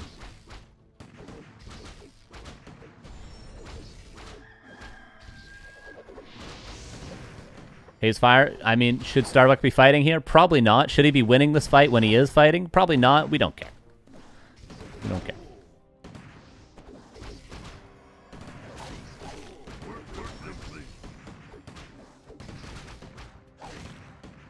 Not worried about the count of headhunters, just the fact that we do have them. This is generally around the time when if it was a game where Leon was really well practiced with Pally Rifle, this is probably around when he'd be looking to push. But Starbuck is kind of just fighting him. Back at home, double Tauren Totem. Don't worry too much about it just yet.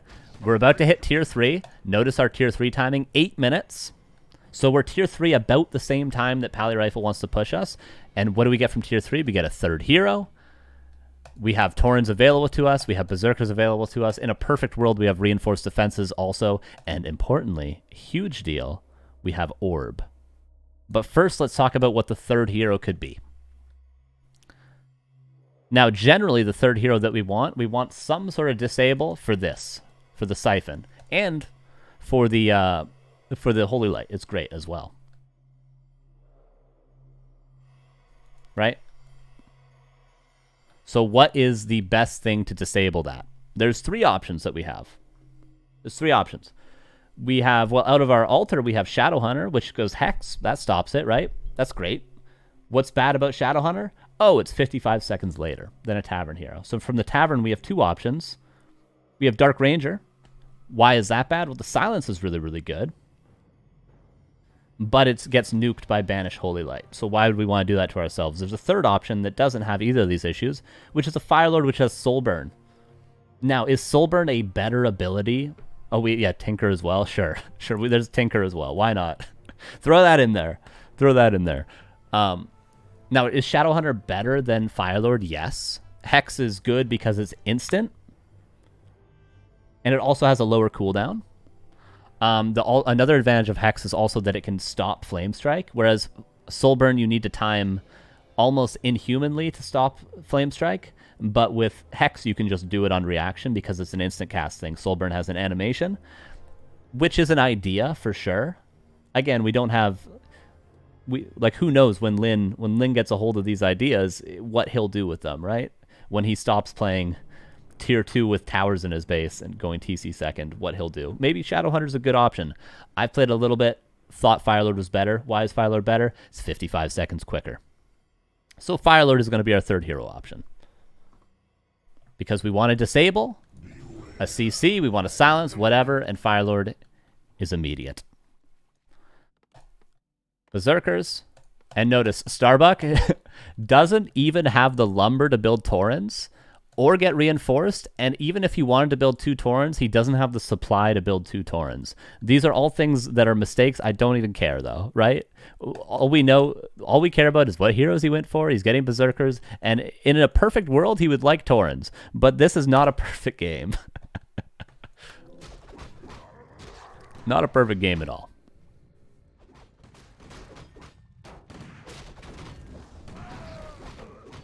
And now once these Berserkers pop... Note, Starbuck has his town portal.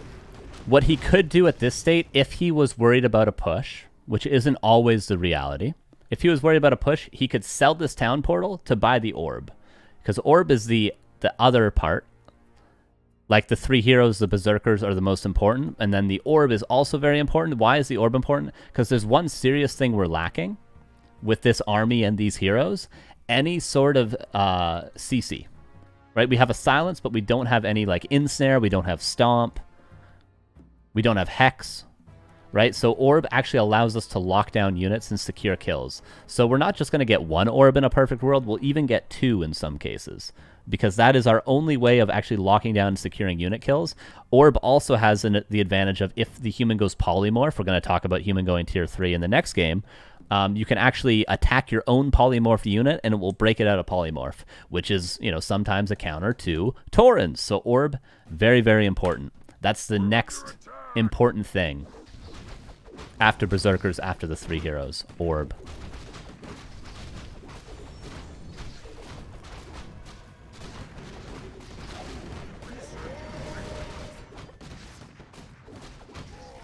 For now, it's just Berserkers and the 3 heroes we see, which is generally mostly what our army is going to be. We'll get more into what Taurens are good at and why people build Taurens sometimes, but Taurens, you shouldn't think about Taurens as your most important thing. Really, the most important things you're seeing are right in front of us right now. Did you go Drunken Haze passive on Panda? Yes, he did. Generally, if you want to creep with your Panda, you'll go Drunken Haze right away, which allows you to creep easier because you take less damage. You also have +1 headhunters at that point, so you can creep up a Panda very safely, securely, and easily. Yes, Leon's still level 1. As I said, Leon is a punching bag. As a punching bag for us to watch what Starbuck's doing. That is all Leon is this game, unfortunately for him. We got 2 Taurens coming out. Notice we have to go 51 supply to build 2 Taurens. Don't care. It's fine. He's going to kill a peon. None of this is important. So Berserkers are done. We got Taurens. Starbuck's about to grab Orb. And he's finally going to get Panda level 3. There's one more thing I want to show in this replay before we move on. It's just a small point, but pretty much we're done with this replay's utility.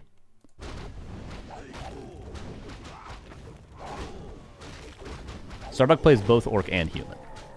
So he's got Orb, so this is mostly what I wanted to show you. There's one more thing towards the end of this game, so we'll let it play out. There's like another minute of this game.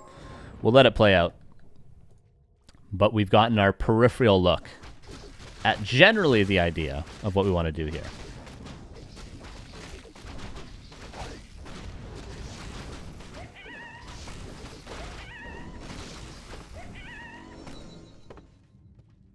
Yes, Starbuck doesn't like human mirror, so he plays Orc against human, which means he has to play against the dreaded Pally Rifle. Alright, we're going to have one more fight left.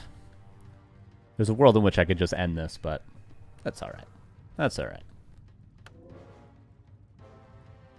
We're probably going to run on the short end of today anyway. What are we at now? Hour 20 minutes? Normally these things go 3 hours. I was trying to make it 2 hours. We're probably going to go a little bit over 2 hours, but okay, one final thing of usefulness, which is a very small thing. This is not a huge deal. I just want to point out another nice thing about the Panda, which we're going to see in a second here. So the Panda has 2 abilities that both contribute to AoE damage, Haze and Fire. So you use Haze and then you use Breath of Fire, it ignites the Breath of Fire and doubles the damage. That allows you to burn through your mana twice as quickly than, for instance, the Tauren Chieftain, who has one spell he uses and then he has to wait for the cooldown and use it again, right? So that allows him to have more of his mana drained. Say if you're going TC, for instance, it allows you to have more of your mana drained. Right? So Panda has the ability to burn through his mana a lot quicker than TC. An important point I want to make, the Haze duration is long enough such that you can ignite 2 Breaths of Fire with 1 Haze. Now, the second Breath of Fire is only ignited for a couple of seconds, but this means you can go Haze, Breath of Fire, and then the Panda is completely out of mana, and that's what Starbuck's about to do. So we went Haze, Fire, and then when this guy tries to Siphon, we can Soul Burn him. There it is. He Soul Burned the Farseer, don't know why, and here is the second Breath of Fire coming up. And he ignited this guy again. Notice, same Haze, ignited twice. And the Panda, essentially out of mana. So that means in one burst, we can burn through all of our Panda's mana for the most part. And then maybe we get Siphoned for 50 mana, and then we Soul Burn it, use a mana pot, burn through it right away again. This is the nice thing about Panda as opposed to TC as well. And this game's over. It's fine. Poor Leon. Just trying to learn Pally Rifles. And then we pull up his replay on stream.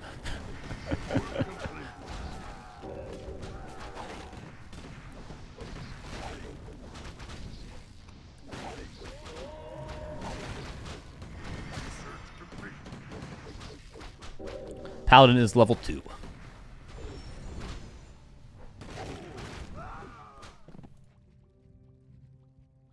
Alright, it's about to end. It's about to end. It's almost over.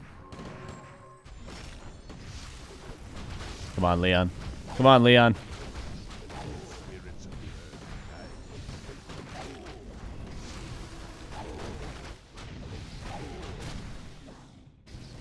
There it is. Okay, there's replay number 1. Done. Again, what were we looking at? We were just trying to explain what the heroes were for, what the general build order was for, what good harass looks like, and generally how you want to harass and use it. That's the only things we're looking at. The specifics were all over the place. So that's game number 1. Now, what if I told you there was a way to play the opening build order, which might be a little bit stronger against Pally rifles? So typically against human, you might want to go for 2 headhunters and then a tech. But what some players are starting to do, and again, okay, I'm going to say this and I'm going to show you guys this. I'm not dying on the hill that this is good. I'm merely just showing you an option that might be good. Maybe. I'm not promising this is good. I'm just saying, here is this. Do what you will with it. Now, there are some players that are opting to go for 3 headhunters with +1 before teching, specifically against Pally rifles. This is also an option against Archmage Fast Expansion on occasion. So you go for a delayed tech. You go for a delayed tech, get an extra headhunter, and get +1. But you might be asking, oh, how do you do that if you're up against Archmage? Wouldn't you just be behind? I'm going to show you. So you can do both. So let's say, for example, you wanted to have +1 and 3 headhunters to more successfully harass Pally rifles, which may or may not be good. But you wanted to have 2 headhunters and no +1 if you were up against Archmage.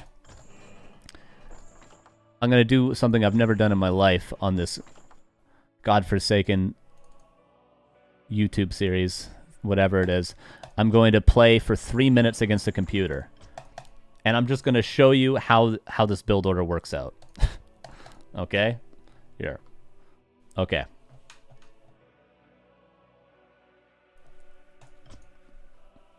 I'm just going to play a standard opener versus human. Okay? So, altar. First peon to gold. I'm going to build my first burrow at 250 gold, which means it times out perfectly with when my altar finishes. It's a little bit earlier than this peon comes out. Most people build their first burrow with that peon. Not a big deal. These are small precisions that I don't care about. We're going to get 5 on gold, and then their next peon out is going to build our War Mill. This is a standard Farseer Headhunter build order. If you don't already know this build order, what I'm about to show is probably too complicated. So if this build order is new to you, I would say ignore the next 5 minutes. We're going to build our War Mill. Don't worry about my base build. I am a noob, okay? Do not copy my base build. I am a bad player, okay? Do not copy my base build. I got 5 on gold. I built my War Mill. You can also let this peon mine a little bit before building it, because my War Mill is going to be done a little bit earlier than my barracks that is going to be built next. Here's my barracks. Farseer, because we're going Farseer, and we're going to build more peons. Okay, this is all standard so far.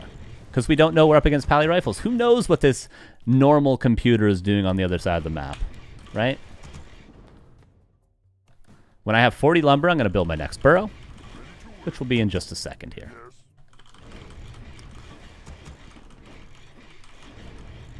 Okay, next burrow coming up. Now, this is literally how I would build my base, but if you don't think this is good, that's fine, because I'm a noob. Does not matter. Build your base how you like it. You're probably better than me anyway. Okay, when this barracks finishes, I'm going to build 1 headhunter, and then I'll show you what I'll do next. So far, everything is very, very standard. Imagine the normal computer's actually going Pally rifles. It wouldn't surprise me. Okay, we're going to build 1 headhunter. We're moving across the map to harass. And then what are we going to do next? I'm going to get +1. And I'll tell you why. Waiting for lumber, waiting for lumber. +1. And notice, my second headhunter is about to... My first headhunter is about to finish. I need to queue up my second headhunter. I need 20 lumber.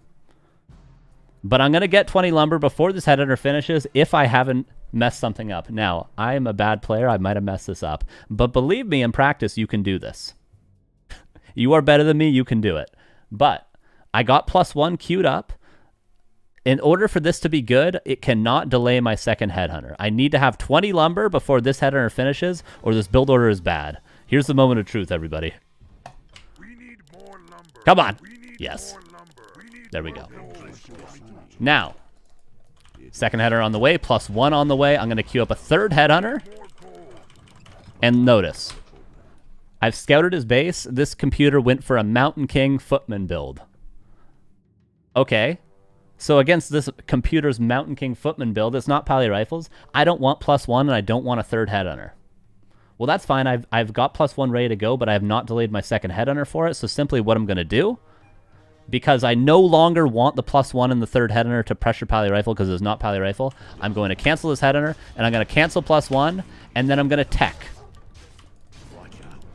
You can do this every time. There's my tech. But if I did want the +1 and the header, I just let it go through and I delay my tech.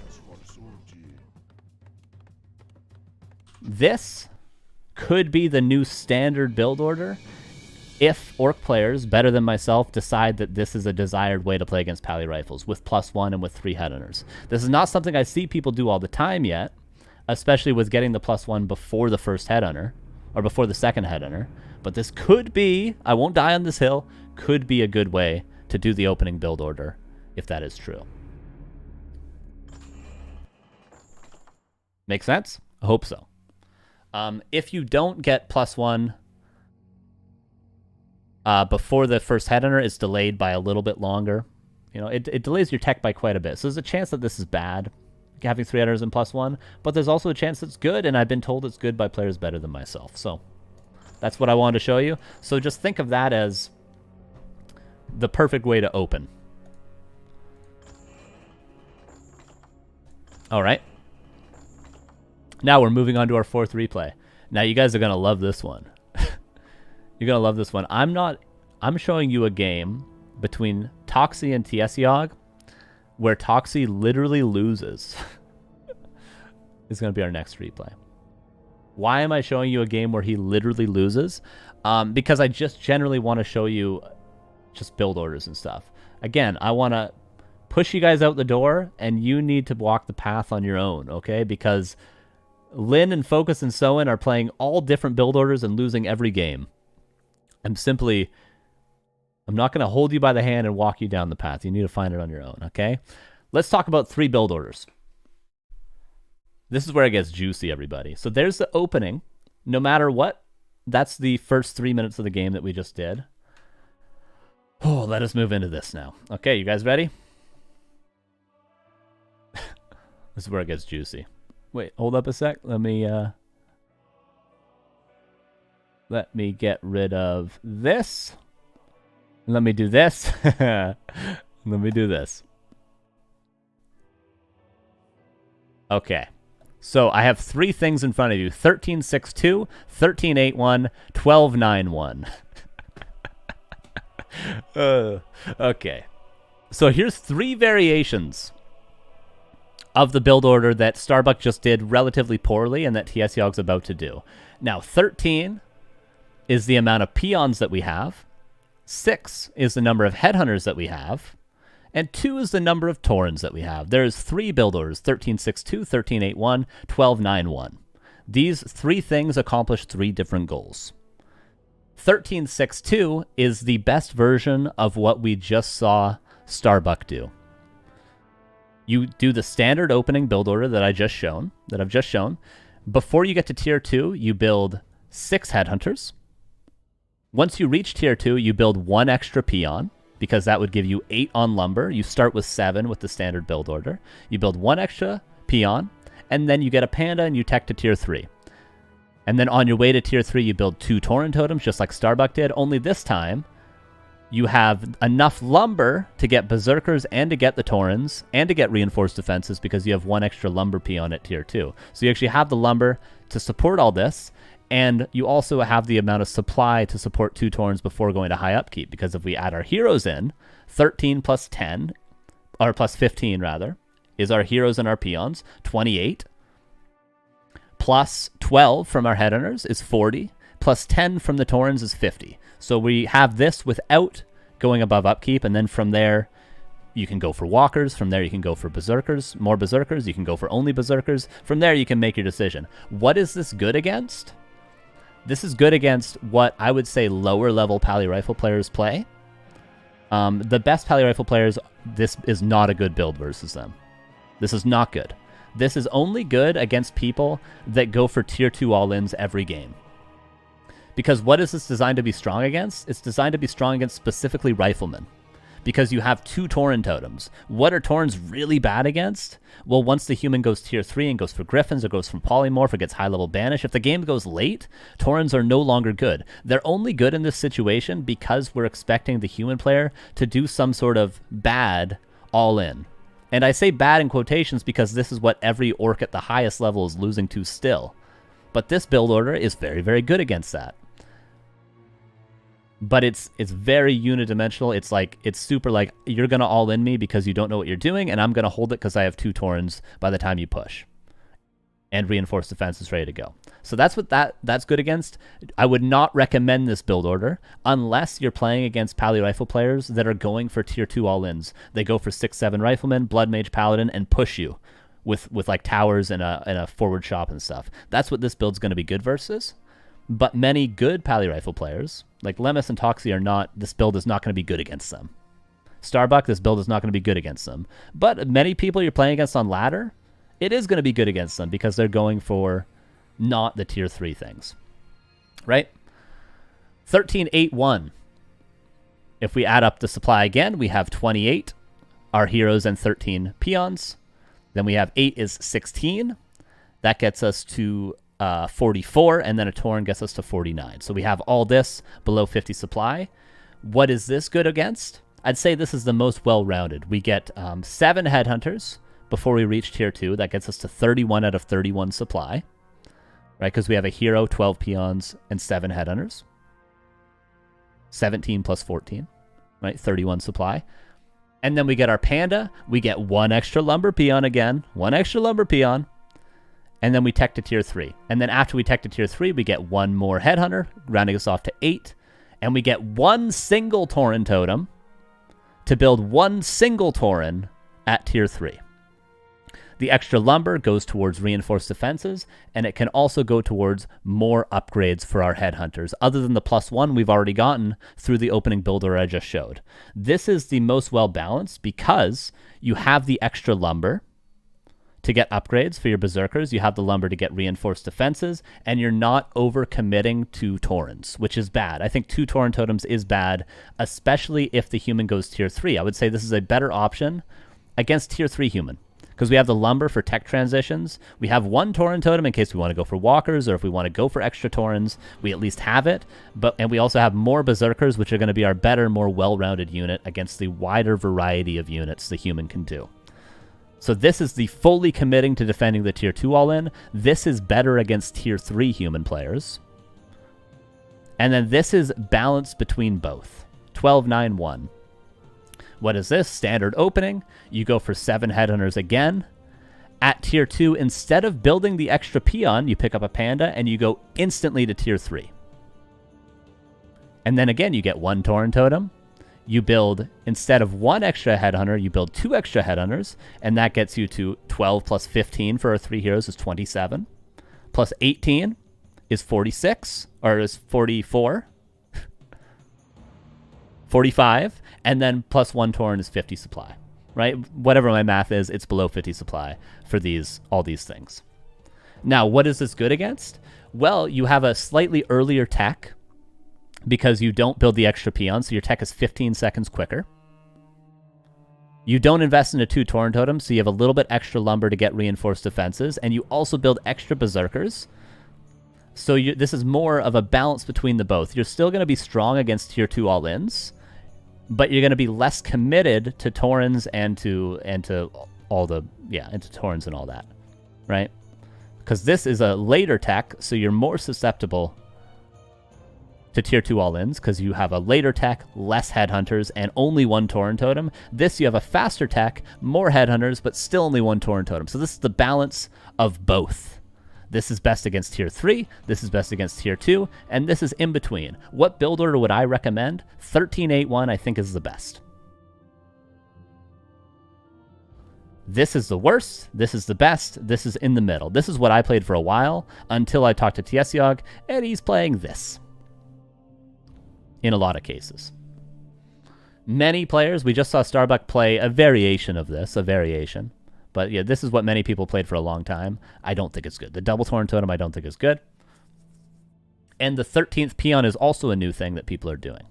So what I would recommend, the best build order, in my opinion, would be to do the opening that I just saw with the +1 and the 3rd headhunter, and then go into the 13-8-1. So you go 7 headhunters with +1 until tier 2, get 1 extra peon, get a panda, tech to tier 3, build 1 more headhunter. Halfway through your tech, you build 1 single Tauren totem, also reinforced defenses, and then you get a Firelord 3rd, 1 Tauren at tier 3, and then from there you can react. Do you build more Taurens because they're staying on tier 2? Do you go for walkers if they're building knights and casters? Do you just build berserkers against griffins? Right, this gives you the widest range of variety. Oh, that's big now. So that's the 3 different variations. Make sense?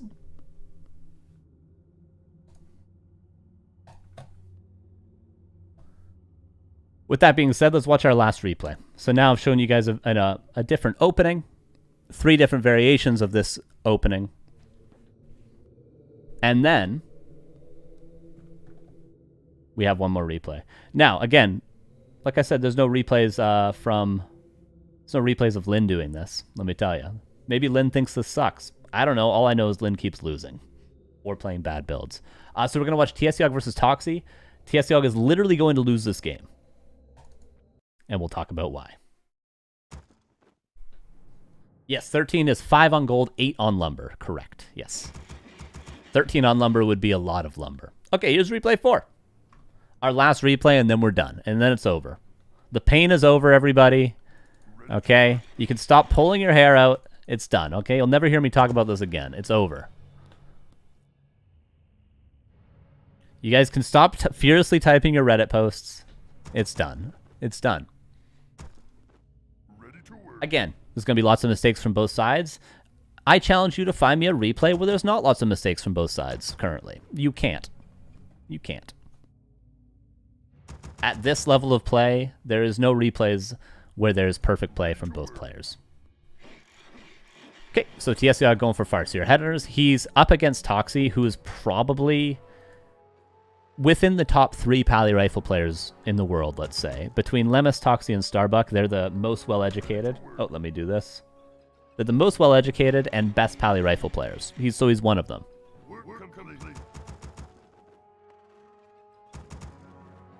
The colors are reversed. The colors I did here were race colors, not for actual in-game colors, because red is orc and blue is human, in case you're wondering. Okay, Farseer, headhunters. TSYOG is going to go for +1 and 3 headhunters. He's not going to do it in the exact order that I just showed you, but as I just demonstrated, there is an optimal order, as opposed to what TSYOG is going to do. And we're only going to watch this replay up till about the 13, 14 minute mark. And then from there, I leave you. I leave you on your own. Because I have no more to show you. And I need to be shown more from this point forward, okay? I need orc players to show me what to do from this point forward, okay? I've given you all I can. I've given you all I can. Now it's up to you to show the way. Farseer going across the map. We don't know what the opening is. Let's assume we're not against Toxie. We don't know what the opening is. TSYOG going to build 2 headhunters, which is standard. Could he have +1 already underway? Yes. Because notice, 120 lumber. Almost as that headhunter comes out. He'd be a little bit late. And he's here.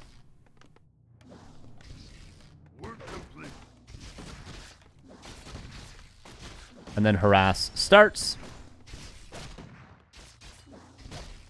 And again, all the same fundamentals I demonstrated earlier. We're trying to stop creeping, we're trying to delay tech, and we're trying to force holy lights. We're using the wolves when they're about 50% duration. We're going to commit in and resummon them. Our range is trying to not take damage. And our wolves are, generally going in on peasants when we find an angle. We want to also attack from 2 different sides. Maybe wolves on this side, our ranged on this side, etc., etc. 3 headhunters and +1, and then the tech. Could you do this with just 2 headhunters and no +1? You probably could. That's what Starbuck just did against Leon. You would still get the +1 at some point on your way to tier 2, though. We're under attack. Notice wolves go in, ranged is still poking. There's always going to be more precision in the defense and more precision in the attack.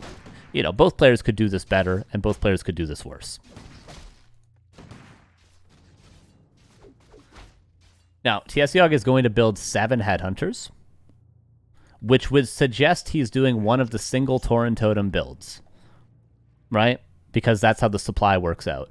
But he actually builds 7 headhunters, and he's going to build 2 Tauren Totems, but luckily he's going to lose one of those headhunters, giving him the supply for 2 Tauren Totems. And I've already established, I don't think this build order is the best. I don't think it's particularly good. I think 2 Tauren Totems is bad. Unless you're getting tier 2 all-in. But Toxie is not a player, being very experienced, that plays tier 2 all-ins. He goes to tier 3. So TSEOG is actually going to do a suboptimal build order, but it's still one of the options. Getting the 3rd burrow. We need the 3rd burrow, obviously, to have enough supply to get our panda right away. This is very important to not forget. Because if we forget this, then our panda's delayed, then we might as well have gone TC in the first place. This shop early delays our tech.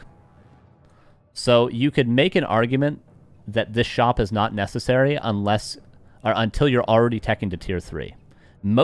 Pretty much every game I watched, every replay I downloaded, the Orc players built their shop before they reached tier 2, which delays the tier 3 tech, you'll see in this game. The only reasons I can think for them building the shop this early is because they're either afraid of forgetting it or getting it canceled. Both things probably shouldn't happen. So just note, this shop timing could be optimized. This burrow timing is very, very necessary.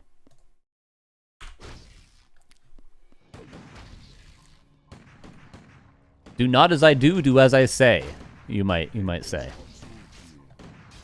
In this situation. Harass continues. Again, do your best to micro. As the Orc player in this situation, you should be the favorite.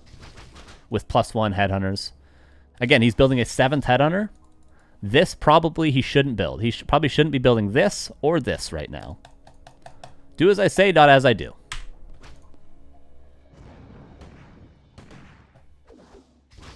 Work complete.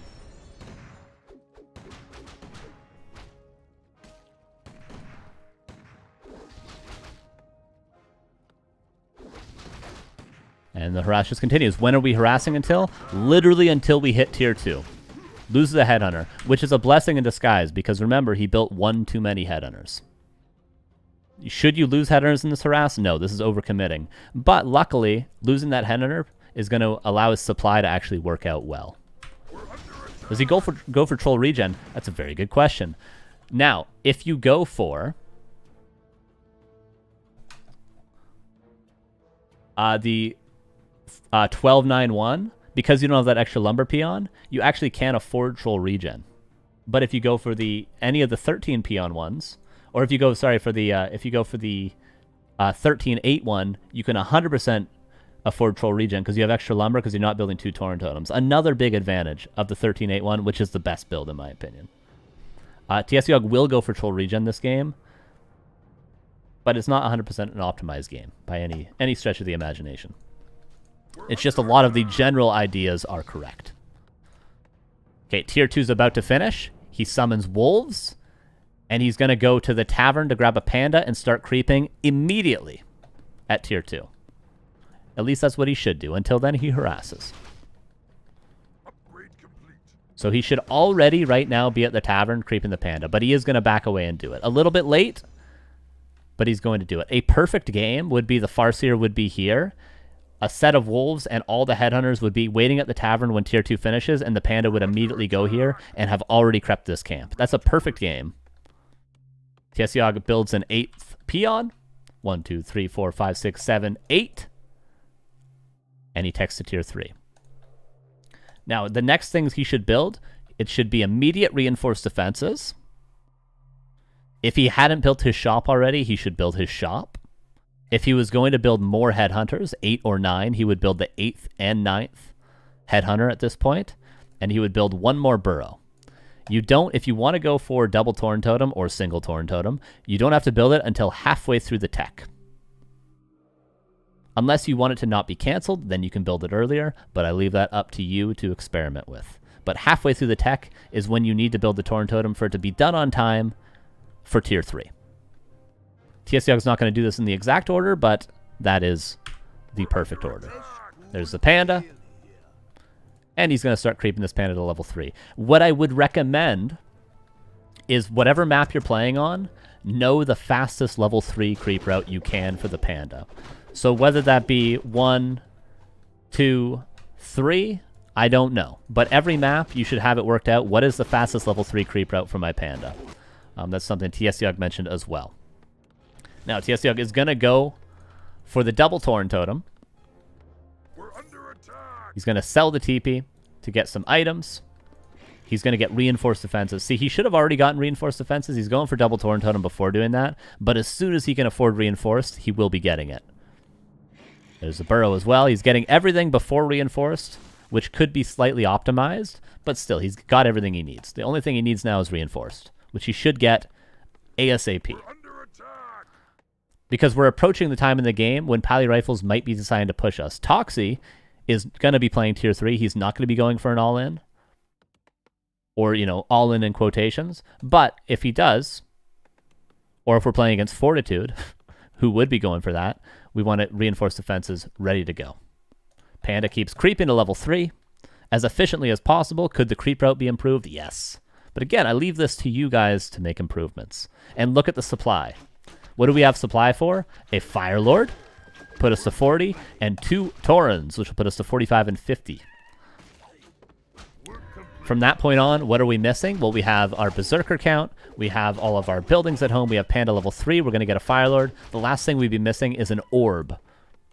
And if we urgently needed an orb and we hadn't sold our TP already, we could sell our TP to be able to afford that orb if, for instance, we were getting pushed by a tier 2 timing. Which a lot of you guys on ladder are probably going to get pushed like that. Because you're not going to be playing Toxie. Who, and by the way, Toxie is going tier 3. Because he's a very, very experienced player. A lot of you people are not going to be playing against this, though. You're going to be playing against people that are just going to blindly run at you with riflemen. Just like if you saw the Grubby vs. Noff show match yesterday, Grubby did every game and beat Noff. There's the Fire Lord. Double Tauren. He's a little bit low on lumber to be able to get Berserkers.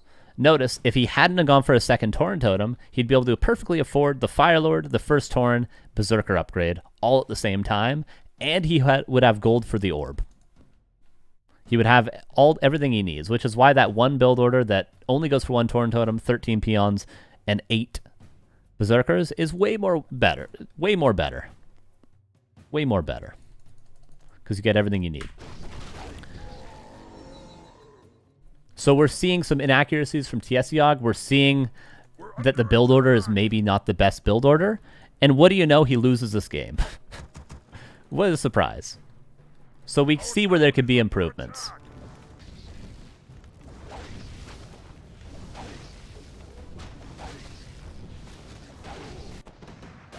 Toxie pushing in. Could TSEOG defend this? Quite easily. Quite easily. Look at this. Toxie, because he's gone to tier 3, he's under-leveled, he has a low rifle count. Even if he was level 3 Paladin and had 2 extra riflemen, could we defend this? Quite easily. If we TP'd into the strongest possible version of Toxie right now, we would destroy him. He's level 2 Paladin with 5 riflemen, even easier. But even in a different scenario, with 2 Taurens, level 3 Panda, Firelord, Farseer, 6 Berserkers, the fight would not be close. So again, let me tell you guys, have we solved this? Have we gotten... Wait. Have we gotten through past this point? Yes. Now the difficult part is this. Now the difficult part is this, which nobody has all the answers for. But I only promise to get you through this, which we have now successfully gotten through. Toxie would not win if Tiesiog in this game had decided to fight him. Congratulations, you've made it further in the game than Lyn. Toxie's going to TP back. Tiesiog is going to use this timing to try to do as much damage as he can. And how is he going to follow this up? How is Tiesiog trying to win later in this game? Well, he's going to immediately pull a Peon and expand. If he had a shop, he would Tiny Great Hall. If he had a shop and was in position, he would Tiny Great Hall at this stage. But since he doesn't, he knows he forced a TP. He knows he's stronger than Toxie right now. He's going to Tiny Great Hall. Or he's going to slow expand. He can't necessarily push into the back of the base right now, but he's just making space for his expansion, just like Happy had previously. Toxie cannot win the fight right now. What did Toxie go tier 3 for? Well, of course, Mountain King, Staff. He's getting Priests with Inner Fire. He's going to eventually get Griffins. He could have gotten Knights had his barracks not died. So what does him having Inner Fire Griffins mean? It means that our Taurens, especially both Tauren totems, are not going to be very valuable. What would be better? Well, lots of Berserkers, which is what we're going to see in the future. Expansion coming up. And from this point forward, we're just playing a game. We have survived potential timings. We have successfully probably secured this expansion. We have made it to tier 3. We are living past the 10-minute mark, and we're not playing hit and run for the next 40 minutes in order to win. We have successfully made it into the next phase of the game, which is still a difficult problem. I will say, it's still a difficult problem. But we'll see what Tiesiog does behind this. Now, he sees the Griffin Aviary, so he pretty much knows it's going to be casters and Griffins at this point.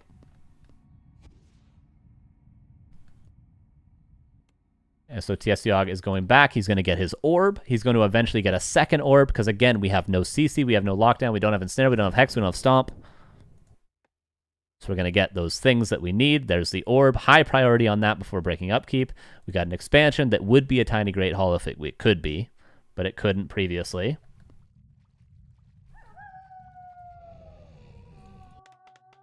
We're under attack. And now Tiesiog, knowing that it's Griffins, is eventually going to place down a second barracks, and he's going to get 3-0 attack upgrades, and he's going to go for literally 80 supply Berserkers.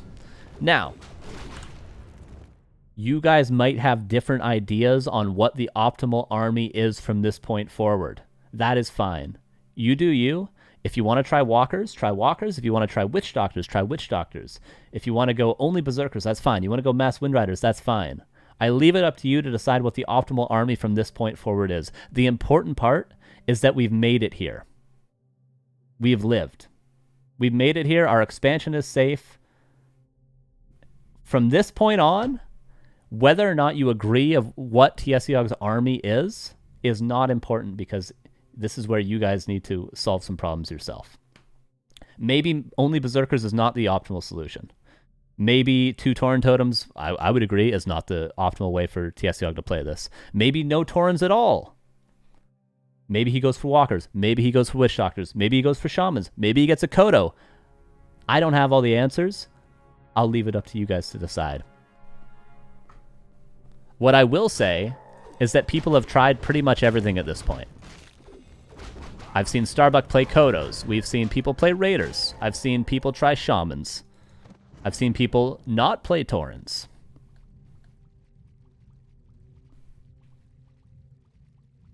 Yes, also, maybe instead of the Firelord, Shadowhunter 3rd could be better to deal with Flamestrike. That is also another option. Maybe you're finding in your games you don't actually need the Firelord because you're not really dying when you go for Panda level 3. Right? So maybe you're able to, instead of desperately looking for the 3rd hero immediately at tier 3, maybe you're able to survive that 55 seconds and go for a Shadowhunter instead of a Fire Lord, which will allow you to have Hex, which is a better counter to Flame Strike, and Flame Strike is obviously the counter to Mass Headhunters. Again, these are things that I leave up to you. TS Yogg has decided to go for the Fire Lord. He's decided to go for a second Barracks, and he's going to get 3-0 Berserkers. He is no longer going to build Taurens. He is only going to build Berserkers for the rest of this game, with 3-0 attack upgrades. Would you agree, disagree? That's the reality of what he plays here. And for the next 20 minutes, they're going to desperately fight each other, and it's going to go back and forth, back and forth, back and forth, until all the bases run out of gold, and Toxie is able to barely scrape by with like 30 supply, and he's going to win the game. And with that, that's all I got. That's all I got. That's it.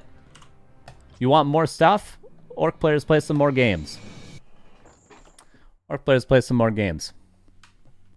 Now, this is going to be very contentious. People are going to be hard disagreeing, but I present to you only what I have available to myself. Once we see Lynn actually beat Starbuck in a best of 5, then we'll have something. Dude, just call me next time. Lemus, just let me do my show, dude. Just let me do my show. Just let me do my show. Just let me do it. Let me do it. All right? You do your own show. Go ahead. Start your stream. Go ahead. Do your own show. That's it, guys. Appreciate you for watching. Good luck out there. I challenge you, both Undead and Orc players, to take what we've talked about here today and change it, alter it. What I've been doing over the last month against Pally Rifles, because I've been struggling against it myself, is I've been taking these basic premises and I've been altering things. I tried Shadowhunter instead of the Firelord third. I've tried playing no Taurens. I tried playing Shamans instead of Taurens. I tried playing a Kodo instead of Taurens. I've been slowly altering things and experimenting, which you should do as both an Orc player and an Undead player. That is how we find solutions for things. We don't stubbornly follow what other people do. We try to make solutions ourselves, make adjustments ourselves, and slowly but surely find adjustments. With that being said, I'm sure Pally Rifle players are also going to be making adjustments because they are the Pally Rifle University, and we must fight back against them. But this is the best we have currently. Thank you, everybody. Have a good, what day is it? Thursday? I'll probably be streaming on my channel later. You can watch me lose to Pally Rifles and struggle. Thank you. Yeah, I think that's all I got. Goodbye.